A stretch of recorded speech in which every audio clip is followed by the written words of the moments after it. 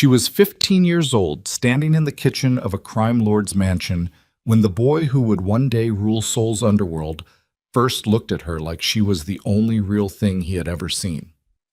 9 years later, she walked back through those same doors, not as a servant's daughter, not as the girl they threw away, but as a billionaire who had built an empire from their cruelty. And he was standing there waiting, but so was everything that had tried to destroy them. If you have ever loved someone the world said you were not allowed to have, stay with me until the very end, hit like, and drop a comment telling me what city you are watching from. I want to see how far this story travels. The smell of the Han estate hit Naomi Carter before she even stepped through the gate. It was the same smell. 12 years of living, and she had never forgotten it. Polished stone, expensive flowers that nobody ever picked, and underneath all of it, something colder. Something that did not have a name, but lived in the walls of places where powerful people kept their secrets. She stood on the sidewalk outside the iron fence with her rolling carry-on beside her, and her phone buzzing in her coat pocket, and told herself she was not nervous. She had stood in front of Senate hearings. She had closed a $2 billion deal in a glass tower in Singapore while 3 men twice her age tried to talk over her. She was not nervous. Her hands were shaking anyway. Danielle Carter pressed her palm against the small of Naomi's back. "Baby, we don't have to walk through that gate tonight. We can find a hotel. We can find something cheaper than what they offered, and we already said yes." Naomi picked up her bag. "We can't afford to say no." Danielle was quiet after that. She was a woman who had learned early in life that silence was safer than argument, and Naomi had spent 15 years watching her mother fold herself smaller and smaller to fit into spaces that were never built for her. The death of Naomi's father, Marcus Carter, had not broken Danielle. It had just finished a job that poverty had already started. He went out one Tuesday morning to fix a transmission on a car that wasn't even his, and came home in a casket, and after that, there was nothing left in Chicago that wanted them. Seoul had been Danielle's idea, technically. The agency that placed domestic workers internationally had come to her through a church contact, and the Han family had specifically requested an experienced English-speaking housekeeper. The salary was a number that made Danielle cry in the bathroom, where she thought Naomi couldn't hear her. The scholarship attached to the arrangement, Mom, a full academic placement at one of Seoul's most prestigious private academies for Naomi, had sealed it. They were not walking into the Han estate. They were surviving their way through its front gate. The main house sat at the end of a long driveway lined with shaped hedges that someone paid serious money to maintain. Lights burned in the upper windows. A man in a dark jacket met them at the entrance and spoke to Danielle in formal Korean, and Danielle answered him in the careful phrases she had spent 3 months learning from a language app while working double shifts. Naomi followed them inside and kept her face still and her chin level and let her eyes take in everything without appearing to look at any of it. The foyer alone was larger than the apartment they had left behind in Chicago. Black marble floors, a staircase that curved upward with the kind of confidence only old money could sustain. Framed photographs on the walls. Official portraits, stiff and formal, the kind people hang to remind visitors of who they are dealing with. Naomi studied one as she passed. A man with steel-gray temples and a jaw that looked like it had never in its life produced a smile. Beside him, a woman in an ivory suit, beautiful and immovable as carved stone. Between them, 2 boys in dress clothes. The older one stood straight with his chest out, already performing. The younger one stood slightly apart from the rest of his family, eyes aimed somewhere outside the frame. She moved past it before anyone noticed her looking. Their quarters were on the back end of the second floor, 2 small connected rooms that were clean and adequate and very clearly designed to remind the occupants of their position. Danielle didn't say anything about the size of it. She put their bags down and started unpacking with the focused efficiency of a woman who did not have the luxury of being disappointed. "You start school Monday," she said. "Get your uniforms laid out. Get your books organized." "Mom." "Don't mom me. We didn't come this far so you could spend your first week moping." Naomi looked at the window. Beyond it, the estate's back garden spread out under the night sky. Stone paths lit by low amber lanterns, trees she couldn't identify standing dark and still. It was beautiful in the way that things owned by dangerous people sometimes were, carefully constructed, impossible to touch. "I'm not moping," she said. "I'm just looking." The academy was worse than she expected. which was saying something because she had expected it to be bad. It wasn't the schoolwork. The schoolwork was fine. Naomi had tested into advanced mathematics 2 grade levels above her age back in Chicago, and even in a language she was still building her command of, the equations and the logic held the same shape. Numbers didn't change their character based on which country you were sitting in. She understood that kind of certainty. She liked it.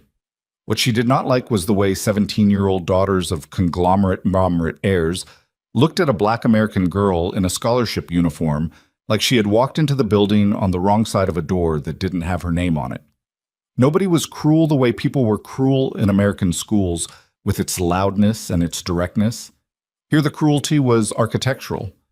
It was the way a group would shift 2 inches to the right as she approached a table, the way conversation stopped and then resumed at a slightly different frequency, the way her name was mispronounced with total consistency by people who were capable of memorizing hundreds of kanji characters but somehow could not retain a 2-syllable English name.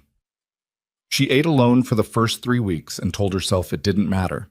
It mattered. She called her friend Brianna back in Chicago during the 40-minute lunch break she spent sitting on a stone ledge behind the Humanities building, and Brianna said, "Just find one person. You only need one person." And Naomi said, "What if there isn't one?"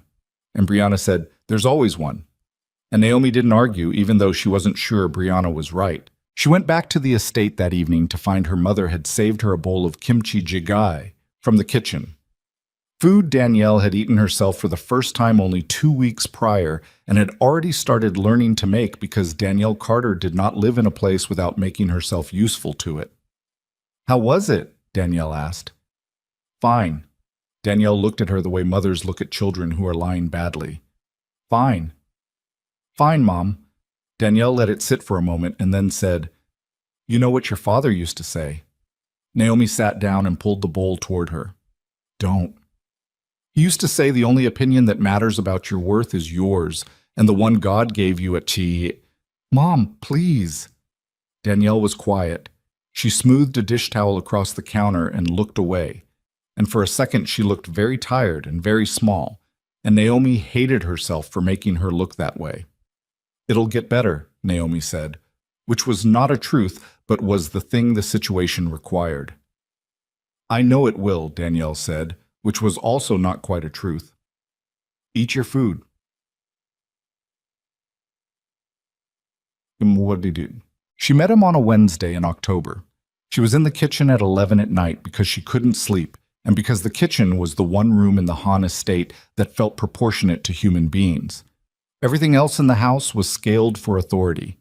The kitchen was just a kitchen. It had worn spots on the counter near the stove and a window that let in the smell of the garden and a small wooden table pushed against the far wall that was clearly never used by anyone who lived here in any official capacity.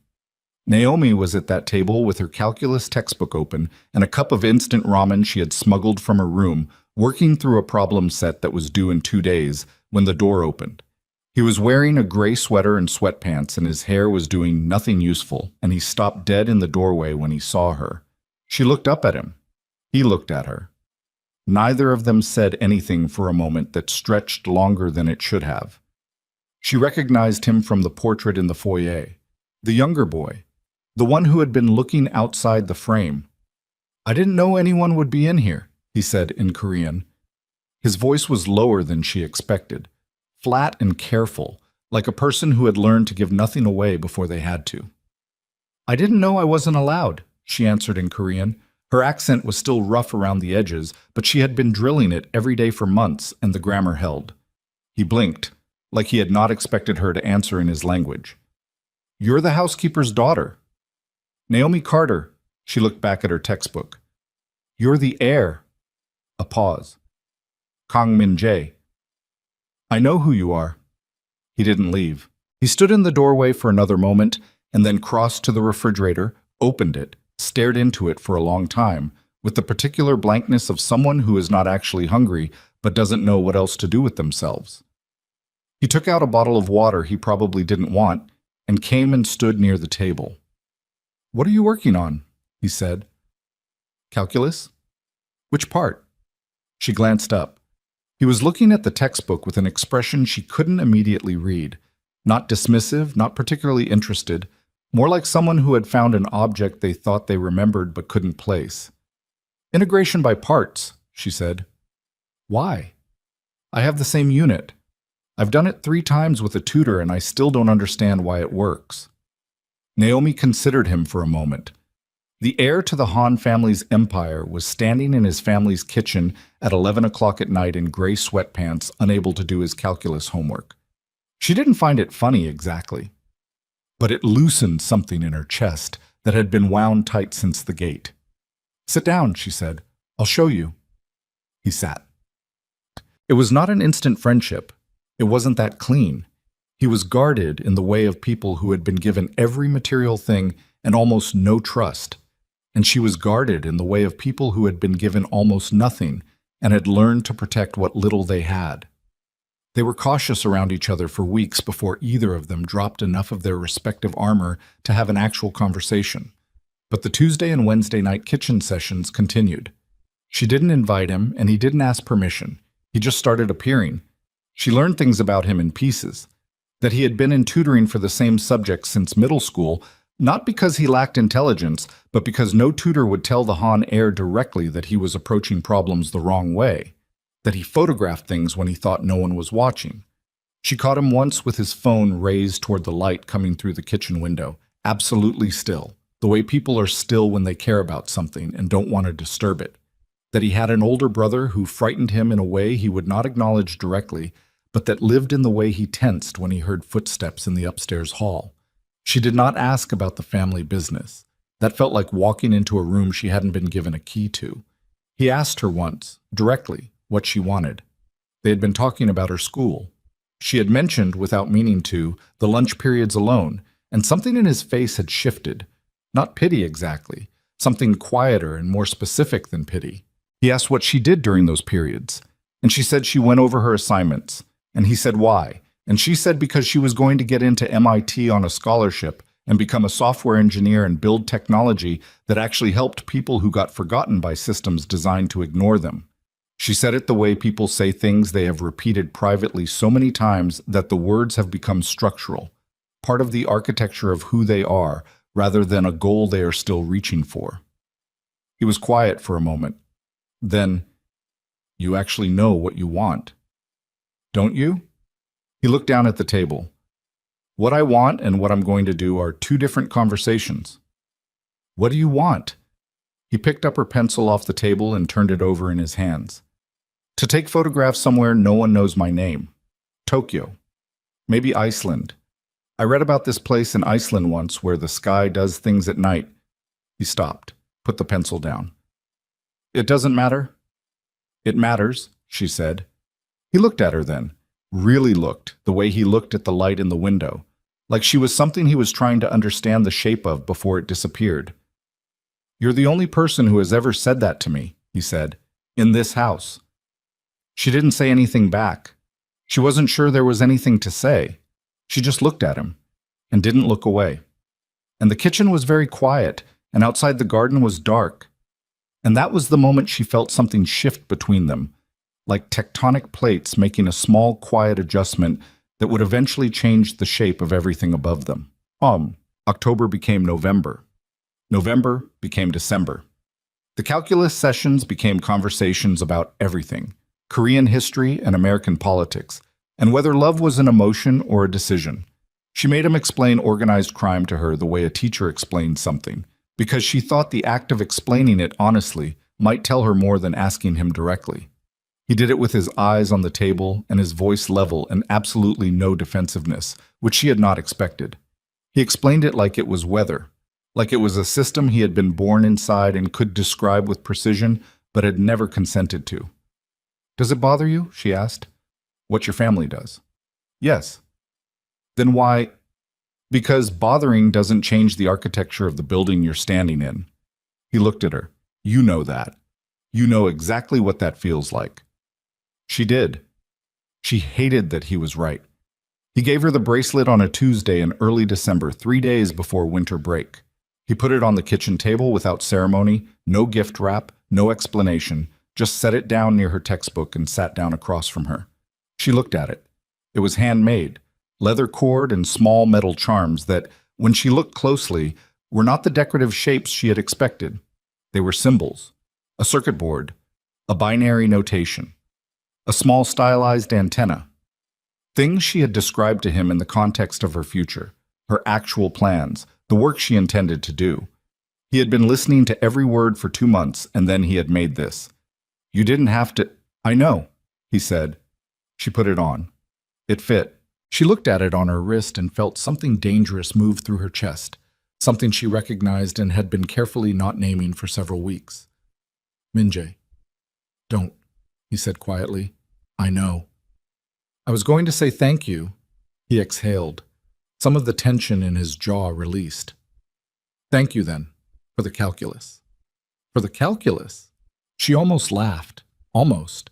They sat like that for a while, both of them knowing something had changed and neither of them willing to say it out loud yet, because to say it out loud would be to bring it into a house where the wrong person hearing it would end everything before it had a proper name. Sit. They went to the garden the night before winter break, in defiance of every reasonable instinct either of them possessed. It was cold. The garden was empty, and the amber path lights made the stone walkways look like something out of a scene from a different century. And Minjae had brought a blanket from somewhere, and they sat on a bench near the old plum tree at the back corner where the cameras did not quite reach. She had noticed him checking this, confirming it, and the carefulness of that act made her both grateful and quietly afraid. He told her about his grandmother that night. She had been the only person in the Han family who had spoken to him like a person rather than an heir.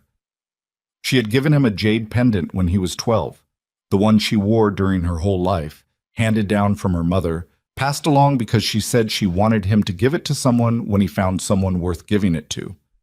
He reached into his jacket pocket and took it out. It sat in his palm, pale green, carved into the shape of a small plum blossom because his grandmother had loved them. Minjae. Her voice came out different than she intended, lower, less defended. I know what I'm doing, he said. Do you? No, he said honestly, but I know that it's you. I've known for a while that it's you, and I keep trying to make it into something else, and it isn't something else. The cold moved around them both. I know what my family would do, he said. I know exactly what they would do. I'm telling you anyway. He looked at her with the same steadiness she had watched him use to explain terrible things in a level voice. I love you, Naomi Carter. I don't know what to do with it yet, but I know it's real. She thought about her mother 2 floors above them, asleep, exhausted from carrying a life that had been broken and reassembled too many times. She thought about the scholarship and the apartment they couldn't afford to go back to, and the number of things that stood between this garden and anything that could be called a future. And then she thought, the number of things you refuse to feel because feeling them is inconvenient is exactly the number of times you will lie awake at 45 wishing you had been braver at 15. I love you too, she said. He closed her hand around the jade pendant. His fingers were cold and she could feel his pulse in them. One day, he said, I'm going to have enough power in this family that I can choose my own life. When that day comes, don't make me a promise you might not be able to keep. I'm going to keep it. She looked at him, at the heir who didn't want to be an heir, at the boy who photographed light through windows and dreamed of Iceland and had spent 2 months memorizing every word she said about her future and turned it into something she could wear on her wrist. Okay, she said. Okay, he said. They sat in the garden until the cold became too much to argue with, and neither of them knew that above them, on the second-floor balcony, a shadow had been standing in the dark for 20 minutes. Watching.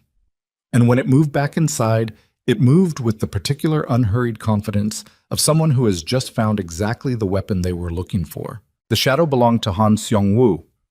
Minji's older brother was 22 years old and had been performing the role of devoted Han heir since before he could properly read, and he was very good at it. He was the kind of good at things that came not from talent, but from the specific hunger of a person who understood early that everything they wanted had already been designated for someone else. Song-woo had watched his younger brother receive their father's attention, their father's investment, their father's cold and particular form of pride, and he had learned to smile at family dinners while building in the private architecture of himself, something that did not smile at all. He did not go to their parents immediately. That was not how Seong-woo operated. He was patient the way a man is patient when he has learned that timing is a weapon and that weapons deployed too early are weapons wasted. He went to his room and sat in his chair and thought about what he had seen in the garden, and then he spent the next 3 weeks making sure he had seen enough. The cameras in the garden did not reach the plum tree bench. Seong-woo knew this because he had reviewed the estate's security layout the previous year under the pretense of updating it. He also knew that the kitchen had one camera above the back entrance that captured the door and the first 8 feet of floor and nothing else. Not the wooden table at the far wall, not the chairs around it, not 2 teenagers sitting close enough that their elbows were almost touching over a calculus textbook. He did not need cameras. He had his own eyes, and he had time, and he used both. He watched the way Min-jae moved through the house in December, the slight change in how he carried himself, still controlled, still armored in the Han family manner, but with something underneath it that hadn't been there in October. Something lighter and more dangerous at the same time. The way a wire gets when voltage runs through it. Seong-woo had seen Min-jae survive years of their father's pressure without that quality. Whatever the American girl had done to him in that kitchen had done it faster than anything else in Min-jae's life. He started recording on December 14th. He used a device small enough to hide in the hedge near the plum tree, repositioned twice over a week, and captured 40 minutes of audio from 2 separate evenings that he then listened to in his car with the engine off and the garage door closed. He listened with his eyes on the steering wheel and his face doing nothing. When it was done, he sat quietly for a moment, and then he went inside and called his father's personal secretary and scheduled a family meeting for the following Sunday. Mamdam. Naomi did not know any of this. She came back from winter break to a Seoul that was colder than she had left it, the kind of cold that came off the Han River and got inside your coat seams and stayed there. She came back to the academy and to the stone ledge behind the humanities building and to lunches eaten alone, except that in January, one of the girls in her mathematics course, a small, quiet girl named Park Ji-hee, who wore her uniform with the sleeves too long and always sat in the second row, asked Naomi to check her work on a practice exam, and Naomi said yes, and they sat together for 30 minutes with their papers side by side, and at the end of it Ji-hee said, in careful English, "You are very smart." And Naomi said in Korean, "So are you." And Ji-hee looked at her with the expression of someone who had not been expecting a person to speak directly to them, and that was the beginning of the one person Brianna had told her would exist. It helped. Not everything, but enough. What helped more was Tuesday and Wednesday nights. What helped more was the kitchen and the wooden table and Min-jae sitting across from her with his textbook open and his phone face down and his whole attention pointed in her direction. She had never had someone's whole attention before. Her father had loved her, but he had always been fighting something. Debt, exhaustion, the particular despair of a man working himself apart trying to hold a family together. Her mother's attention was present but practical, aimed always at the next problem to be managed. Min-jae just listened. He asked questions that meant he had been paying attention the last time she spoke. He remembered things she said once and referenced them weeks later in ways that made her feel like she existed continuously, not just in the moments when she was directly in front of someone. She had never told anyone about the part of her that was afraid she would fail. She told him in January, sitting at the table with the heater running and her ramen going cold because she kept forgetting to eat it. She told him she was afraid that she was not actually as smart as her test scores suggested, and that one day she would hit a wall and find out that everything she had built her future on was just a story she had told herself about herself, and that the real story was smaller and sadder and had no MIT in it. He was quiet for a moment. "Do you actually believe that?" "Sometimes, not always, but enough." "That's the most honest thing I've heard in this house in 17 years, he said. "That's bleak." "Yes." He picked up his pencil. "You're going to MIT, Naomi." "You don't know that. I know you solve problems for 17 minutes and then recheck your work for 40 because you don't trust the answer the first time. And I know that every time you recheck it, it's right." He looked at her. "I know what careful looks like. You're the most careful person I have ever watched do anything. That's not luck. That's not a story you made up. That's you." She looked at the table because she didn't trust her face right then. "Stop," she said. I'm serious. I know you are. That's why I need you to stop for a second. He stopped. He gave her the second. That was another thing about him. He knew when to go quiet. Most people didn't. Most people filled silences with more talking because silence made them uncomfortable. Min-jae sat with silence the way he sat with difficult equations, waiting for the shape of it to clarify. She reached across the table and covered his hand with hers for about 3 seconds. Then she took her hand back and picked up her pencil and looked at her textbook. Thank you, she said. Don't thank me for telling you something true, he said. They went back to work. Outside the kitchen window, the garden was dark and cold, and the plum tree stood without its blossoms, and neither of them noticed the tiny device lodged in the hedge 14 meters away, or the fact that this conversation, like 2 before it, was being captured with extraordinary clarity. The Sunday meeting happened on January 19th. Naomi and Danielle were not in the house for it. They had been given the afternoon off. Danielle had been told the family required privacy for a business discussion, which was unusual but not unprecedented. They took the subway into Insadong and walked around the market stalls, and Danielle bought a small ceramic pot for her room, and Naomi bought a second-hand English-Korean dictionary because she was determined to stop using the translation app as a crutch. They ate tteokbokki from a street stall, and Danielle said, "Are you happy here?" with the kind of directness she reserved for moments when she had been worrying about something long enough that it needed to come out. Naomi thought about it honestly. "I'm more than I was," she said. Danielle looked at her. "That's not the same thing as happy." "No, but it's something." Danielle wrapped both hands around her paper cup. "You've been different since December. Something shifted." She looked at Naomi sideways. "Is there something you want to tell me?" Naomi kept her eyes on the street. "I like it here more than I expected to." "Naomi." "Mom."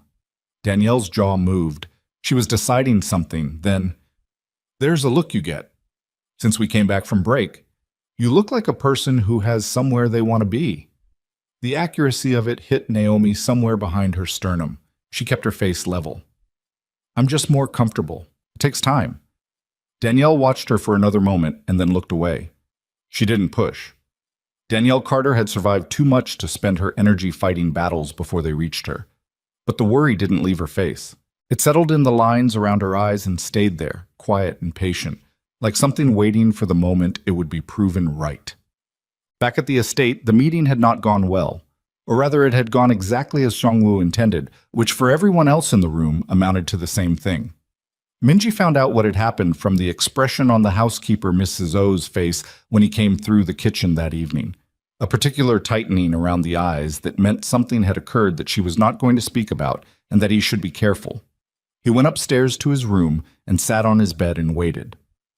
Seong-woo came in 40 minutes later without knocking. He never knocked. Minji's room was the only space in the estate that was supposed to be his own, and Seong-woo violated it routinely as a structural demonstration of how ownership worked in this house. "Sit down," Seong-woo said, which was funny because Min-jae was already sitting, but what he meant was pay attention, stop pretending you have somewhere else to be. Min-jae looked at him. "What did you do?" Seong-woo sat down in the desk chair and crossed one knee over the other with the ease of a man entirely comfortable with the room he is in. He was handsome in the Han way. Strong jaw, deliberate posture, everything calibrated to communicate authority. He looked at his younger brother with an expression that was almost gentle, the way certain animals look gentle right before they do something precise and terminal. "I told them about your housekeeper problem," he said. The blood in Minji's body did something cold and specific. "She's not a problem." "She is now." Seong-woo reached into his jacket and set a small recording device on the desk. He did not press play, he just let it sit there. "I have been thorough, Min-jae. I want you to understand that. Whatever version of this you're telling yourself, that it's private, that no one knows the real nature of it, that you have been careful. Discard that version." Min-jae looked at the device. His breathing was completely steady. That was the Han training. Show nothing. Feel everything where no one can see it. He had mastered this completely, and right now he despised himself for it because what he needed his body to do was stand up and break the thing on the desk into pieces, and instead he was sitting still with his hands in his lap. "You recorded us," he said. I documented a significant liability to this family's interests. There's a difference. There is no difference. Father would disagree. Seongwoo picked up the device and put it back in his jacket. He already does, actually. We spent this afternoon having a very productive conversation. Mother as well. He tilted his head. They want this resolved before the Choi Alliance negotiations begin. You understand what that means. Min-jae understood exactly what it meant. The Choi Alliance was the centerpiece of the Han organization's political future. A marriage arrangement between the two most powerful families in Seoul's underground, designed to consolidate territory and end a border war that had been costing both sides for 18 months. His father had been constructing it for 2 years. The Han heir's behavior and reputation were, in this context, not personal matters. They were contractual variables. She has nothing to do with the Choi negotiations, Min-jae said. She has everything to do with them. A Han heir with a secret relationship with an American servant's daughter is not a stable political commodity. You know how this works. Seongwoo stood. Father wants a conversation with you tomorrow morning. I'd recommend you go into that conversation without illusions about what the outcome is going to be. He went to the door. Min-jae watched him move, tracking the unhurried quality of it, the certainty of a man who has already won the engagement before the other party knows it has started. Why? Min-jae said. Seongwoo paused at the door without turning around. Why what? You know why I'm asking. A moment. Then Seongwoo turned just enough to present his profile. Because you were chosen, and I was not. Because they look at you, and they see the future of this family, and they look at me, and they see competence. Because you have spent 17 years not wanting the thing I have wanted my entire life, and you have never understood what that feels like. He opened the door. This is not personal, Min-jae. This is just what things cost. He left. Min-jae sat in the room that was supposed to be his and pressed both hands flat against the bed and breathed through his nose for a long time until the thing in his chest stopped feeling like it was going to destroy the walls he had built around it. Then he got up, because sitting was not something he could do anymore, and went out into the hall and down the stairs and into the kitchen where the light was on, and Naomi was at the wooden table with her calculus book open, waiting for a Tuesday night that was about to become something it was never supposed to be. She looked up when he came in. Whatever she saw in his face made her go very still. What happened? She said. It was not a question. He sat down across from her. He put his hands on the table. My brother knows, he said. The kitchen went quiet enough to hear the heating unit cycling on in the wall. Naomi did not move. She sat with her pencil in her hand and her textbook open to a problem set that no longer mattered, and she looked at him with the expression of a person who has been braced for something and has just received confirmation that the bracing was correct. How much? She said. Enough. His jaw moved. He told my parents today. There's a meeting tomorrow. What does that mean? A meeting means what exactly in terms of, it means my father is going to give me a choice that isn't a choice. He looked at her directly. His eyes were the same as always, controlled, careful, watching for the shape of things. But underneath the control was something exposed, something raw and insufficient, like a wall with its facing stripped away to show what it's actually built of. Naomi, I need you to hear me before anything else happens. What I said in the garden was real. That has not changed because of what my brother did. I need you to know that. I know that, she said. Okay. He exhaled. Okay. What are you going to do? He looked at the table. I don't know yet. I know what I want to do. I know what I'm going to be told to do. There's a distance between those two things right now that I don't know how to close. Because you don't have the power yet. He didn't answer, which was its own answer. Naomi set her pencil down. She looked at the bracelet on her wrist, the circuit board charm, the binary notation, all the pieces of her future that he had listened to carefully and made into something physical. She thought about her mother asleep 2 floors above them, exhausted, trusting that the arrangement they had come here for would hold. If they make it a problem for my mother, she said, if they make it a problem for her job, for her salary, for any of it, I will not let them. Min-jae! Her voice came out harder than she intended, harder than she knew she had in her. You just told me you don't have the power yet. So do not tell me what you will and will not let them do. I need you to be honest with me right now more than I need you to protect me." He took the hit of that. She watched him take it, the slight contraction around his eyes, the breath held for a second longer than normal. He did not defend himself. That was still one of the things about him that got inside her defenses regardless of what else was happening. "You're right," he said. "I know I am." She looked at the table. "I need to think." "So do I." They sat in the kitchen that had been the safest room in a house that was not safe, and the warmth of the heater moved around them, and outside the garden was dark, and the plum tree stood without anyone watching it for once, and both of them understood without saying it that the version of this thing they had been living, secret and careful and contained inside Tuesday nights and jade pendants, and the space between two teenagers at a wooden table was over. The only question now was what it was going to cost to bury it, and who was going to be the one left holding the bill. The meeting with Han Jung-soo happened at 8 the following morning in the study on the first floor, a room Min-jae had spent his entire childhood trying to be summoned to as rarely as possible. His father sat behind a desk the size of a small country and did not offer him a chair. Min-jae stood. He had showered and dressed with the same deliberateness he used for every appearance before his family. Pressed, composed, nothing visible on the surface, because that was the only leverage he had in this room, and he intended to use it. Han Jung-soo looked at his younger son for a long moment without speaking. He was a man who had built something that the legitimate world called influence, and the underground called power, and he wore the weight of it in his jaw, and in the particular stillness of a person who had not needed to raise their voice to cause damage in a very long time. "You understand what you have done," he said. Not a question. "I understand what Seong-woo told you I have done," Min-jae said. "Same thing." "It isn't." His father's eyes moved, just barely.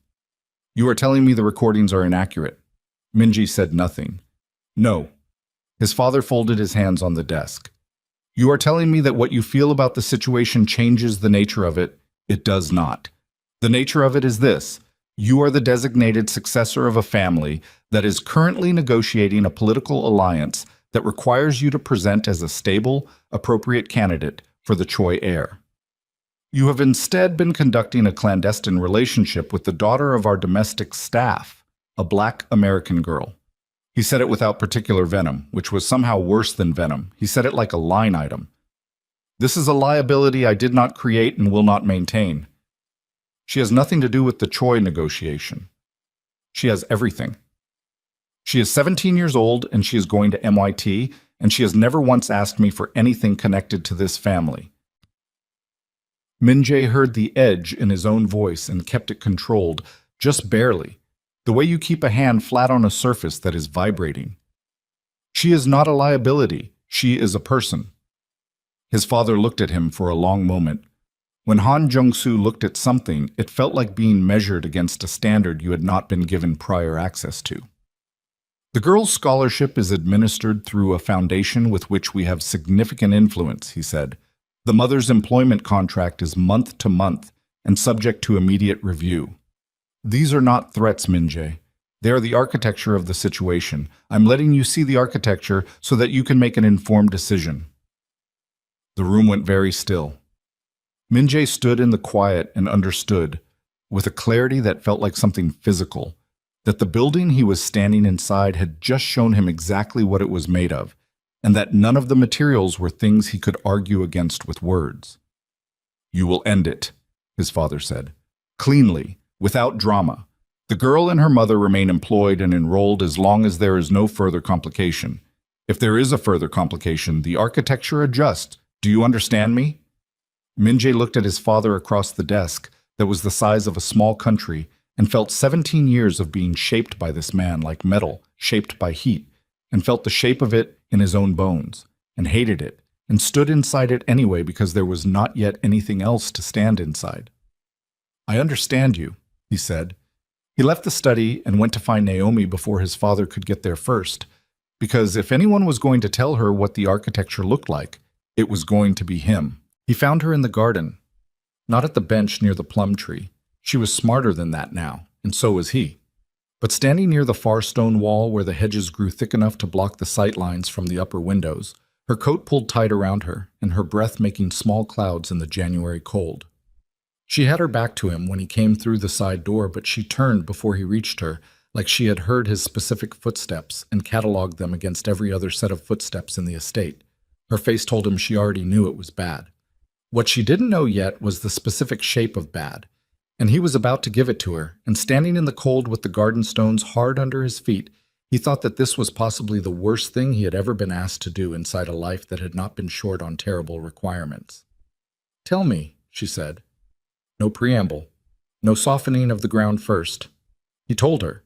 He told her about the scholarship foundation and the employment contract and the phrase architecture of the situation, which he repeated exactly as his father had delivered it because she deserved the precise words and not a gentled version of them. He watched her face as he spoke. She did not react the way people in films reacted to bad news. No crumbling, no tears coming fast. She went very still, the way she went still when she was working through a problem, her jaw set and her eyes focused somewhere past his shoulder, processing. When he finished, she was quiet for a long time. "He said it that way," she said finally. "Architecture." "Yes. Not a threat. Architecture." She said it again like she was testing the structural integrity of the word. "Because threats imply that you might choose differently. Architecture means the decision's already made. You just haven't been told yet which room you're standing in." "Yes," he said.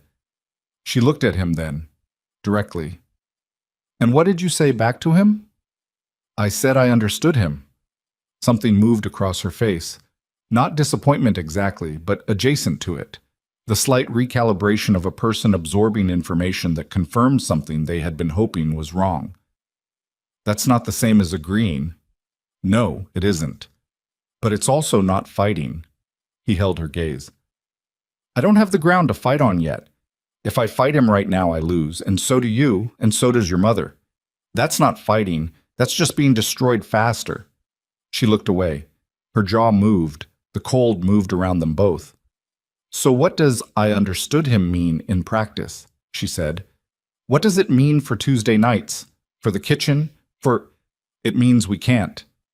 He said it as plainly as it deserved to be said. "Not here. Not while we're both inside this house. He's watching now. Shangwu is watching. If we give them another recording, another piece of evidence of any kind, he destroys my mother's contract. And your scholarship." She pressed her lips together. He could see her doing what she always did with difficult equations, holding the full shape of the problem in her mind without flinching from any part of it. He had watched her do it with calculus for months. It was different watching her do it with her actual life. It was one of the hardest things he had watched anyone do. "When I leave here," she said, "when I finish the academy and go to university and eventually go back to America, does the architecture change then?" "You'd be outside his reach." "And you?" Silence. The kind that had weight to it. "I'm going to build something," he said, "inside this family. I'm going to make myself necessary enough and powerful enough that my father can't move against me without losing more than he gains. That takes time. I know that is not the answer you want. It's the honest answer," she said. "I'll take the honest answer." She reached up with one hand and touched the bracelet at her wrist. Just touched it, fingers settling over the metal charms, a gesture that was so small and so unguarded that it hit him somewhere in his chest like a physical impact.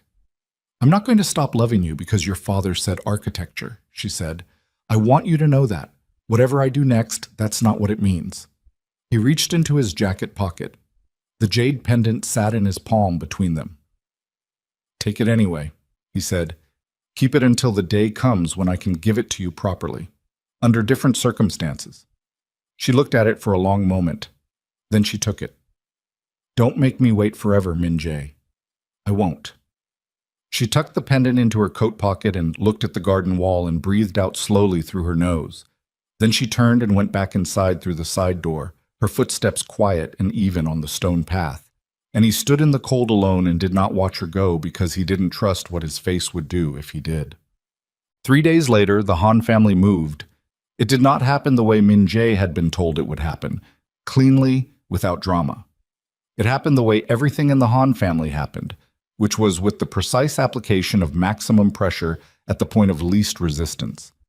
Mrs. Park, the Academy's administrative director, called Naomi into her office on a Thursday morning between second and third period and informed her, with the particular delicacy of a person delivering news they find personally distasteful but professionally obligatory, that her scholarship was under review. The review had been triggered by an anonymous report of conduct inconsistent with the terms of her placement.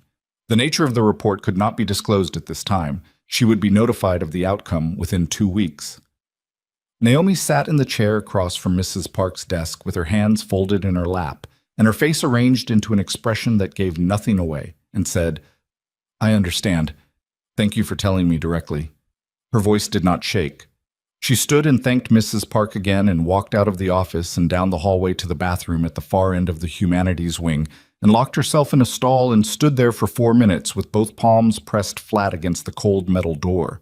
Then she flushed the toilet she hadn't used, washed her hands, and went to third period. She told her mother that evening. She had spent the walk home from the subway rehearsing how to do it, how to give Danielle the information without also giving her the full weight of what it meant, which was that the Han family had already started disassembling the structure of their lives and soul without even waiting for Naomi to make a wrong move. Danielle heard her out sitting at the small table in their room. She was still in her work clothes. She had a cup of tea in front of her that had gone cold while Naomi was talking, and when Naomi finished, Danielle looked at the cup for a long moment and then looked at her daughter. "What did you do?" she said quietly. Not angry. Something more tired than anger. "Mom, Naomi, what did you do?" The thing about Danielle Carter was that she had survived enough to develop a very accurate intuition about the spaces between what people said and what was actually happening. She was looking at Naomi now with that intuition fully deployed, and Naomi understood that she could attempt a partial version of the truth, but that her mother would find the gap in it within about 30 seconds. She told her. Not all of it. Not the pendant. Not the garden. Not the specific weight of the word love said in the cold by a boy who meant it with everything he had. But the shape of it. The kitchen sessions, the conversations, the way it had become something neither of them had planned for. Danielle listened without interrupting. When Naomi finished, the room was very quiet. The heating unit clicked on in the wall. "He's the Han heir," Danielle said. "Yes." "Min-jae Han." "Yes." Danielle looked at the wall. Her hands were around the cold cup and her jaw was doing something complicated. Naomi had seen her mother process terrible news before. Her father's death, the debt, the cascade of bad months that had led them here. Danielle always went very quiet first. The quiet was where she organized herself before anything else could happen. "How serious?" Danielle said.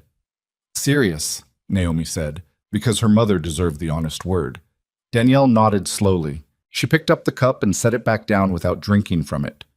"You understand," she said, "that this family will take apart everything we have here if they decide we're a problem." "I know." "You understand that I didn't bring you to Seoul. I didn't take this position. I didn't do any of what I've done for us to lose it because—" "I know, Mom."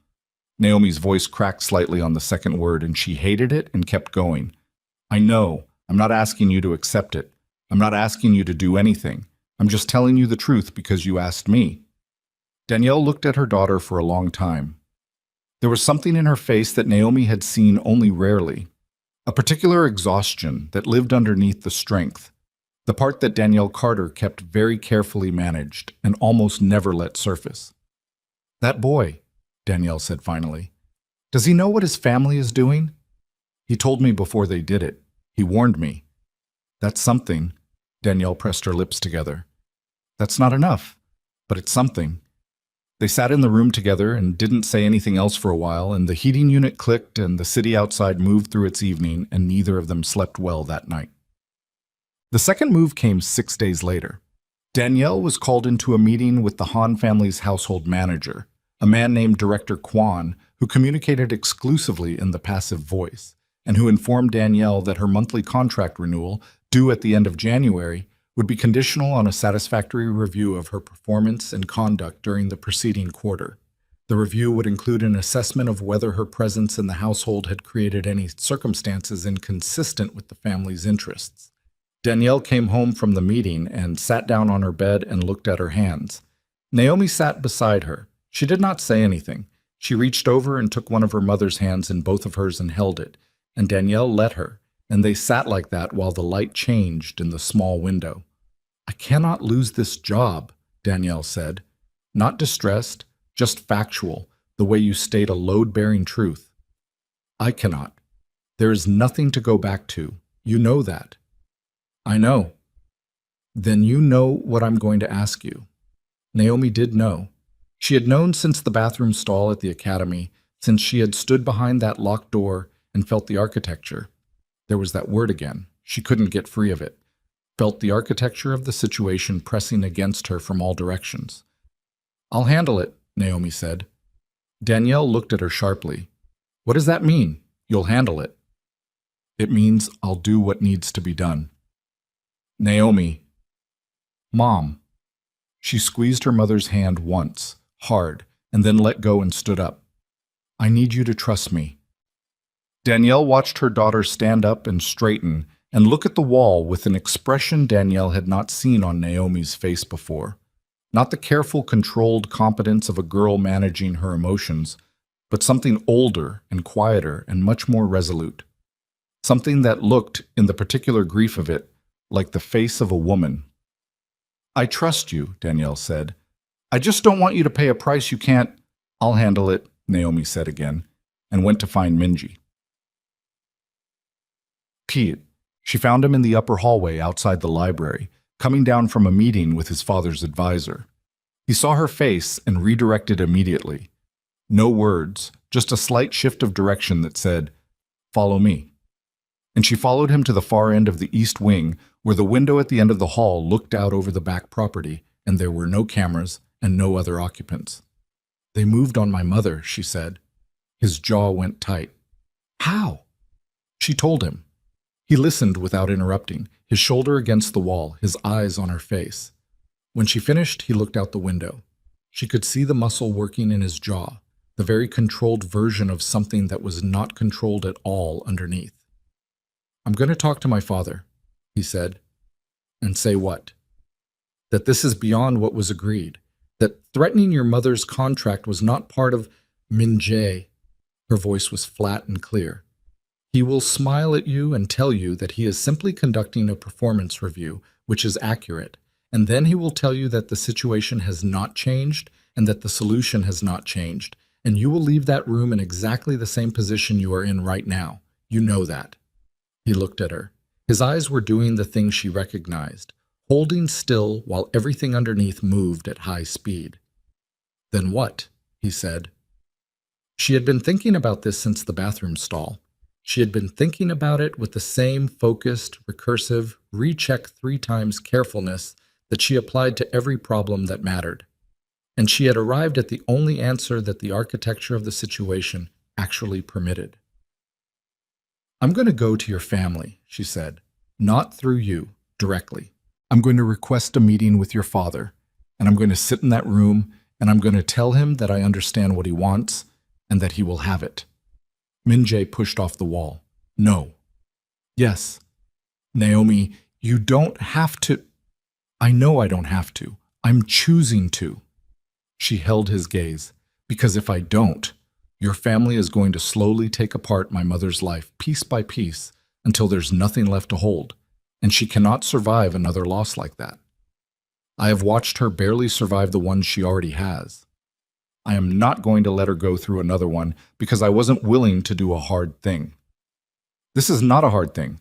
This is them winning. They already won, Minjae." She said it as carefully as she could, which meant she said it without cruelty but also without mercy, because it was the truth, and the truth was the only tool either of them had left. They won the moment Seongwoo put that device in the hedge. Everything since then has been them letting us understand the shape of the outcome. I'm done waiting for the shape to change. He turned away from her, faced the window. The back garden was visible below, the plum tree bare and gray in the winter light, the bench where they had sat and said things that were true and irreversible. "I will come back for you," he said. His voice was low and stripped of everything decorative. When I have built enough inside this organization that they cannot move against me without losing more than they gain. I told you that. I meant it. I know you meant it. Then don't talk about this like it's finished. It's not finished, she said, but it's paused. And while it's paused, I need my mother to be safe. He turned back around. His face was doing the thing where he had walled everything off except the surface, and she could see the effort of it in the slight tension at the corners of his eyes, the way his hands were very still at his sides. Let me come with you, he said. When you talk to my father, let me be in the room. That's worse. That looks like resistance. That gives him something to push back against. She shook her head. I go alone. I'm clean about it. I give him what he wants, and I protect my mother, and I leave. And us. She looked at him for a long moment. At the boy who had built her future into a bracelet she wore on her wrist. At the heir who photographed light through windows and dreamed of Iceland and had been the first person in her life to tell her that what she wanted mattered. And us, she said, for now. He looked like she had hit him, which was fair because she had, but he didn't argue because she was right, and they both knew it, and being right in a situation like this felt like nothing good at all. She requested the meeting with Han Jung-soo through the household manager the following morning. The response came back within 2 hours. The meeting was scheduled for 4 o'clock that afternoon. She spent the hours between in the room she shared with her mother, sitting at the small desk, not studying, just thinking. She held the jade pendant in her hand and turned it over and looked at the carved plum blossom and thought about what Min-jae had said about his grandmother, that she had passed it along because she wanted him to give it to someone worth giving it to. She thought about what it meant that he had decided she was that person at 17 years old in a kitchen that wasn't his, over calculus problems and instant ramen. She put the pendant in the inside pocket of her coat, pressed close to her ribs. Han Jung-soo's study felt different when she was the one sitting across from the desk instead of standing in the doorway after being told about it secondhand. It was a room designed to communicate exactly one thing to the people who sat in it, and it communicated that thing with tremendous efficiency. She sat with her back straight and her hands in her lap, and her face arranged into the same expression she had worn in Mrs. Park's office, neutral, present, giving nothing away. Han Jung-soo looked at her for a long moment before speaking. She looked back. She did not look away first. She would not give him that. You requested this meeting, he said. Yes. That was direct of you. I thought directness was more useful than waiting. Something shifted in his expression. Not warmth, nothing that close to human warmth, but a recalibration, a slight adjustment in how he was measuring her. Speak then. She spoke. She told him that she understood the situation. That exact word, understanding, not acceptance, not defeat, and that she was prepared to remove herself from any ongoing contact with his son that could be characterized as a complication. That she intended to complete the academy year, support her mother's continued employment through appropriate conduct, and make no further demands on the Han family's attention or interests. She said all of it in a clear, even voice without a single break in it, and when she finished, she looked at him and waited. Han Jung-soo studied her the same way he had studied his son across that same desk, with the measuring quality of a man who assessed things for their structural value rather than their personal attributes. You are more composed than I expected, he said. I'm 17, she said, not 12. Another recalibration. Smaller this time. The scholarship review will be resolved favorably. Your mother's contract will be renewed without condition. He folded his hands. These outcomes are contingent on what you have described being accurate in practice and not merely an intention. Understood. There is one additional matter. He reached into his desk drawer and produced an envelope, which he set on the desk between them without sliding it toward her. He simply placed it and left it there. This is a financial arrangement that would assist your family in returning to the United States at the conclusion of your academic year, should you choose that option. It is not a condition. It is a resource. Naomi looked at the envelope. She looked at it for exactly 3 seconds and then looked back at Han Jung-soo. I don't need your money, she said. No, he said. But your mother might, eventually, and you will feel differently about accepting it on her behalf than on your own. He left the envelope where it was. Think about it. She stood up. She looked at the man across the desk, the man who had built a world designed to devour people like her and her mother without leaving visible marks. And she felt something happen in her chest that was not quite hatred, and not quite grief, and not quite resolution, but contained elements of all three. Thank you for your time, she said, because she was not going to give him the satisfaction of seeing her lose her register in this room. She walked to the door. Miss Carter? His voice stopped her at the threshold. She did not turn around. You would have been formidable under different circumstances. She put her hand on the doorframe, felt the cold of it under her fingers. I'm going to be formidable under these ones, she said, and walked out. She did not tell Min Jae what Han Jung-soo had said at the end. She told him the outcome, the scholarship, the contract, the terms she had agreed to, and she watched him absorb it standing in the East Wing hallway with his back very straight and his face absolutely closed. And she understood that the closed face was not coldness, but the opposite of it, and that there was nothing she could do about that right now. How long, he said, through the end of the academic year. Then my mother and I will discuss options. Options. He said the word like it had a bad taste. Naomi, don't, she said quietly. Please don't. Not right now. He stopped, gave her the quiet. He was still the person who knew when to go quiet. She looked at him in the hallway light. This boy who was going to become something terrible and magnificent and trapped, who had 3 more years of being shaped by this house before he had any real ground to stand on, who had told her the truth in a cold garden and meant every word of it. And she memorized his face the way she memorized problem sets she was afraid of forgetting, carefully, completely, with the full understanding that the memory might have to last a long time. When you have the power, she said, when the day comes, you find me. I will find you, he said. I promise. Don't break it, she said. That's the one thing I'm asking. Don't break it. He reached out and touched the bracelet at her wrist, just touched it, one finger along the metal charms, and then let his hand drop and stepped back and looked at her with everything that was not allowed to be on his face written clearly in his eyes, where she could see it. She turned and walked down the hallway and did not look back because looking back was a thing she could not afford right now, and because she knew if she looked back she would see him standing there watching her go, and that image would undo something in her that she needed to keep together for what came next. What came next was harder than she knew, because 3 days later, before she could find a way to steady herself inside the terms she had agreed to, Song-woo Han did something that none of the architecture had prepared her for. He went to the academy, not to Mrs. Park, not through official channels. He arrived during the lunch period and found Park Ji-hee, quiet, sleeve-covering Ji-hee, the one person in that building who had been kind to Naomi without agenda.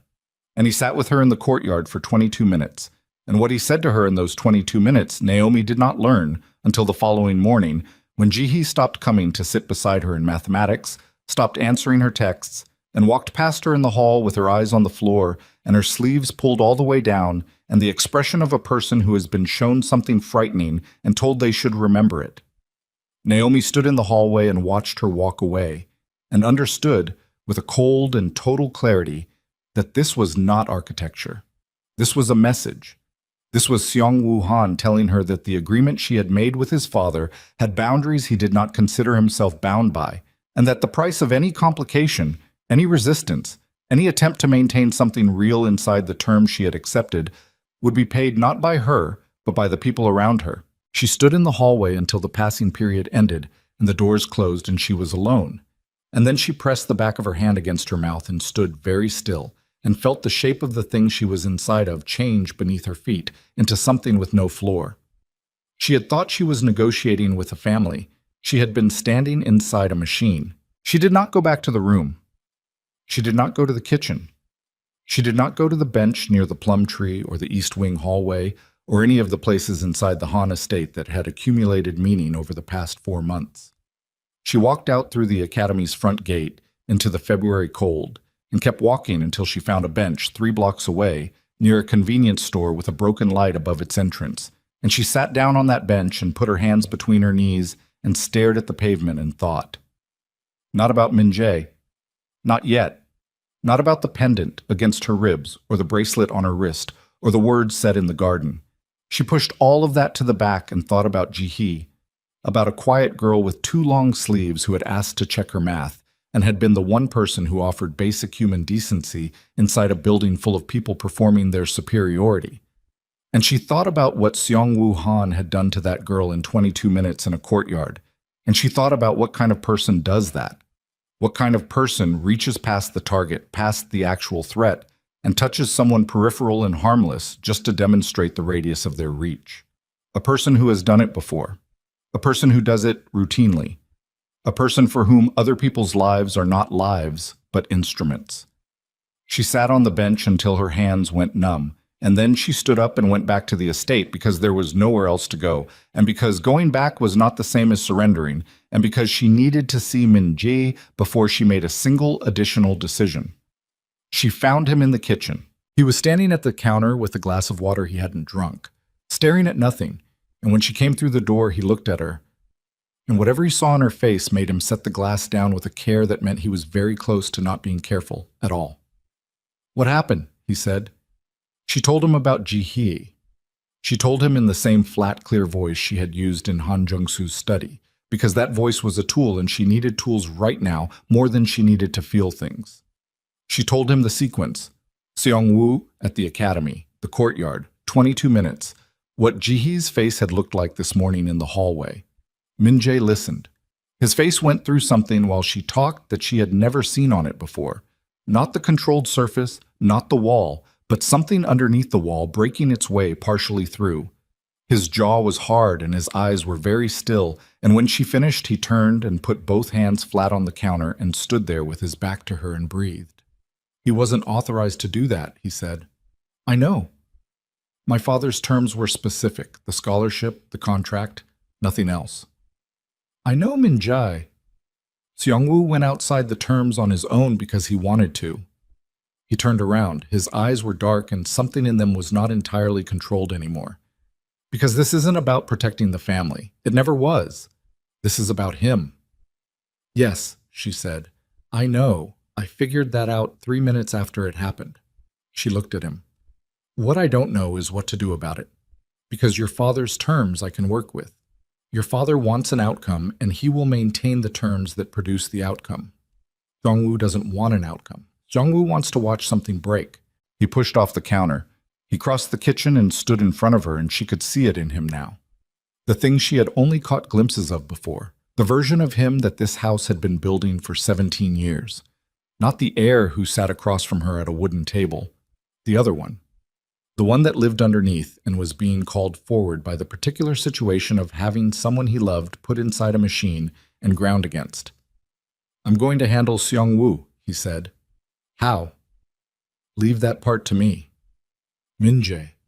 Naomi." His voice had a different quality to it.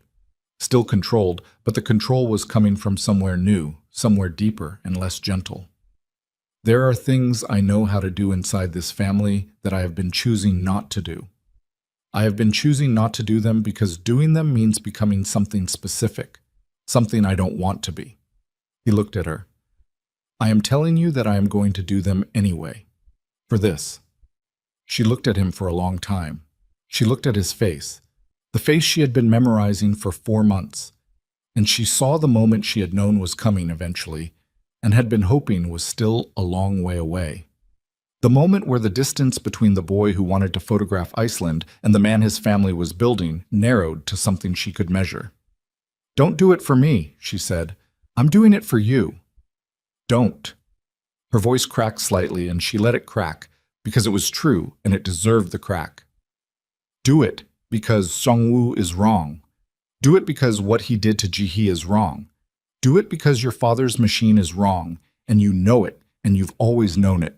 But don't do it for me, because I cannot be the reason you become something you don't want to be. I will not carry that." He looked at her. The kitchen was very quiet. "You are the reason I want to be anything at all," he said. She put both hands on his face and held it, and looked at him directly and said, "Then be something worth coming back to." She let go, stepped back, put her hands at her sides. "I'm going to talk to my mother tonight. We're going to make a plan. I need a week. A week? 7 days. Can you hold Xiongwu off for 7 days? Something moved in his jaw. Yes. Then give me 7 days. She turned and walked out of the kitchen and up to the room and sat across from her mother, and they talked for 3 hours. And at the end of it, Danielle Carter, who had not cried in front of her daughter since Marcus Carter's funeral, pressed her lips together and looked at the ceiling for a long moment, and then looked at Naomi and said, "Okay." Just that. Okay. Which meant, "I trust you." Which meant, "I'm terrified." Which meant, "We go." Naomi spent the next 6 days doing 3 things simultaneously. She attended the academy every day without variation, on time, uniformed correctly, speaking to no one outside what the schedule required. She submitted 2 weeks of coursework in advance. She met with her academic advisor and discussed her progress with the focused attention of a student committed to her program's completion, which she was, and she requested that her advisor note her academic standing in writing, which the advisor did, because Naomi Carter's academic standing was exceptional, and there was nothing in it that gave anyone grounds for anything. She called MIT, not the admissions office, the engineering department. She spoke to a professor whose research on distributed systems architecture she had found in a journal 2 years prior and had read 3 times. She told him she was a prospective student finishing her 3rd year of a Korean high school program and that she had a question about a specific problem in his most recent paper. They talked for 40 minutes. At the end of it, he said, "You should apply." And she said, "I intend to." And when she hung up, she sat with the phone in her hand and felt something that was not quite hope, but was in the same neighborhood. She wrote down the name of a lawyer in Chicago, a woman who had helped her mother navigate Marcus Carter's death and the subsequent insurance dispute. She wrote down 2 other names given to her by the first. She did not know yet what she would need them for. She knew that having them was different from not having them. On the 5th day, Min-jae found her in the East Wing hallway and told her in a low, quick voice that Seong-woo had been occupied since their conversation with the situation inside the organization. A specific accounting problem that Min-jae had surfaced to his father through legitimate channels, a problem that Seong-woo had been concealing for 8 months, and that now required his full personal attention to resolve. He said it with his eyes straight ahead and his voice completely level, and she looked at the side of his face and understood that the thing she had seen forming in him in the kitchen had found a specific shape. "Is it real?" she said. "The accounting problem." "Everything I told my father is accurate." "That's not what I asked." A pause. "The problem has existed for 8 months. I became aware of it 3 months ago. I chose this week to disclose it." She looked at him. "You've been holding it, saving it." "I've been deciding when it was most useful." He looked at her. "Welcome to this family." She didn't say anything. She wasn't sure what there was to say. He had used the machinery of the Han organization against one of its own members to protect her, which meant he had taken his first step into operating as the heir rather than resisting it, which meant the distance between the boy she loved and the man he was becoming had closed another degree. She had told him not to do it for her. She suspected he had done it partly for her, and partly for himself, and partly because Seong-woo had been doing it for years to people who couldn't fight back. And that mixed justification was probably the most honest version of who Min-jae Han was becoming. She put it aside. There was no time to process it yet, and she knew it, and she filed it in the part of her mind where she kept things to return to later. On the 7th day, she packed. She did not tell him she was leaving until the night before. She found him at 10 o'clock after her mother was asleep, in the garden near the plum tree. She had sent him a message that said only the bench, and he was there when she arrived, standing rather than sitting, his coat collar up against the February wind. He looked at her bag. She was carrying the same rolling carry-on she had arrived with 4 months ago, already packed, standing at her side. "When?" he said. "Tomorrow morning. 7 o'clock car." "Where?" "We're going to my mother's cousin in Busan for the rest of the academic year. It's far enough from Seoul that it's outside the radius of what your family can conveniently monitor without making an effort. I'll finish my coursework remotely. I've already arranged it with the academic office." She looked at him. "It took 4 days to set up. Your mother will receive formal notice from the household manager that my mother is voluntarily relocating for family reasons. There's no conflict. There's no drama. It just ends cleanly. He stood in the cold and looked at her and said nothing for a moment. The wind moved through the plum tree above them. Busan, he said. Yes. And then America. Probably. After the year ends, we'll see what my mother's situation looks like.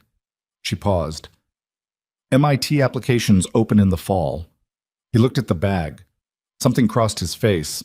Not grief exactly. The word didn't fit right. It was bigger than that and less organized.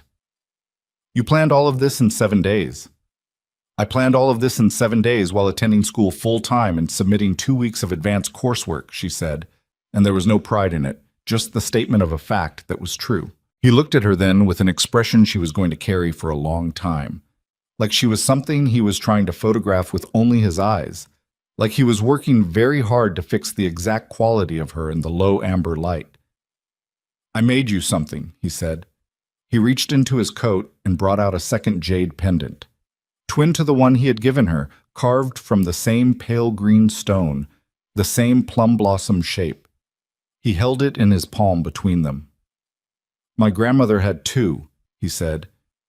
She gave me one. She told me once that she had kept the other for the day I might need it. He looked at the pendant. I've been carrying both of them since December. I kept waiting for a right moment. I don't think the right moment is coming, so this one will have to do. Naomi took it. She held both pendants, the first in her coat pocket, the second in her hand, and the weight of them together was so small it was almost nothing, which was the most wrong thing about this moment, that something this heavy could be this light. Min Jae. I know, he said. I was going to say, don't wait for me. That's what I was going to say. Build what you need to build. Become what you need to become.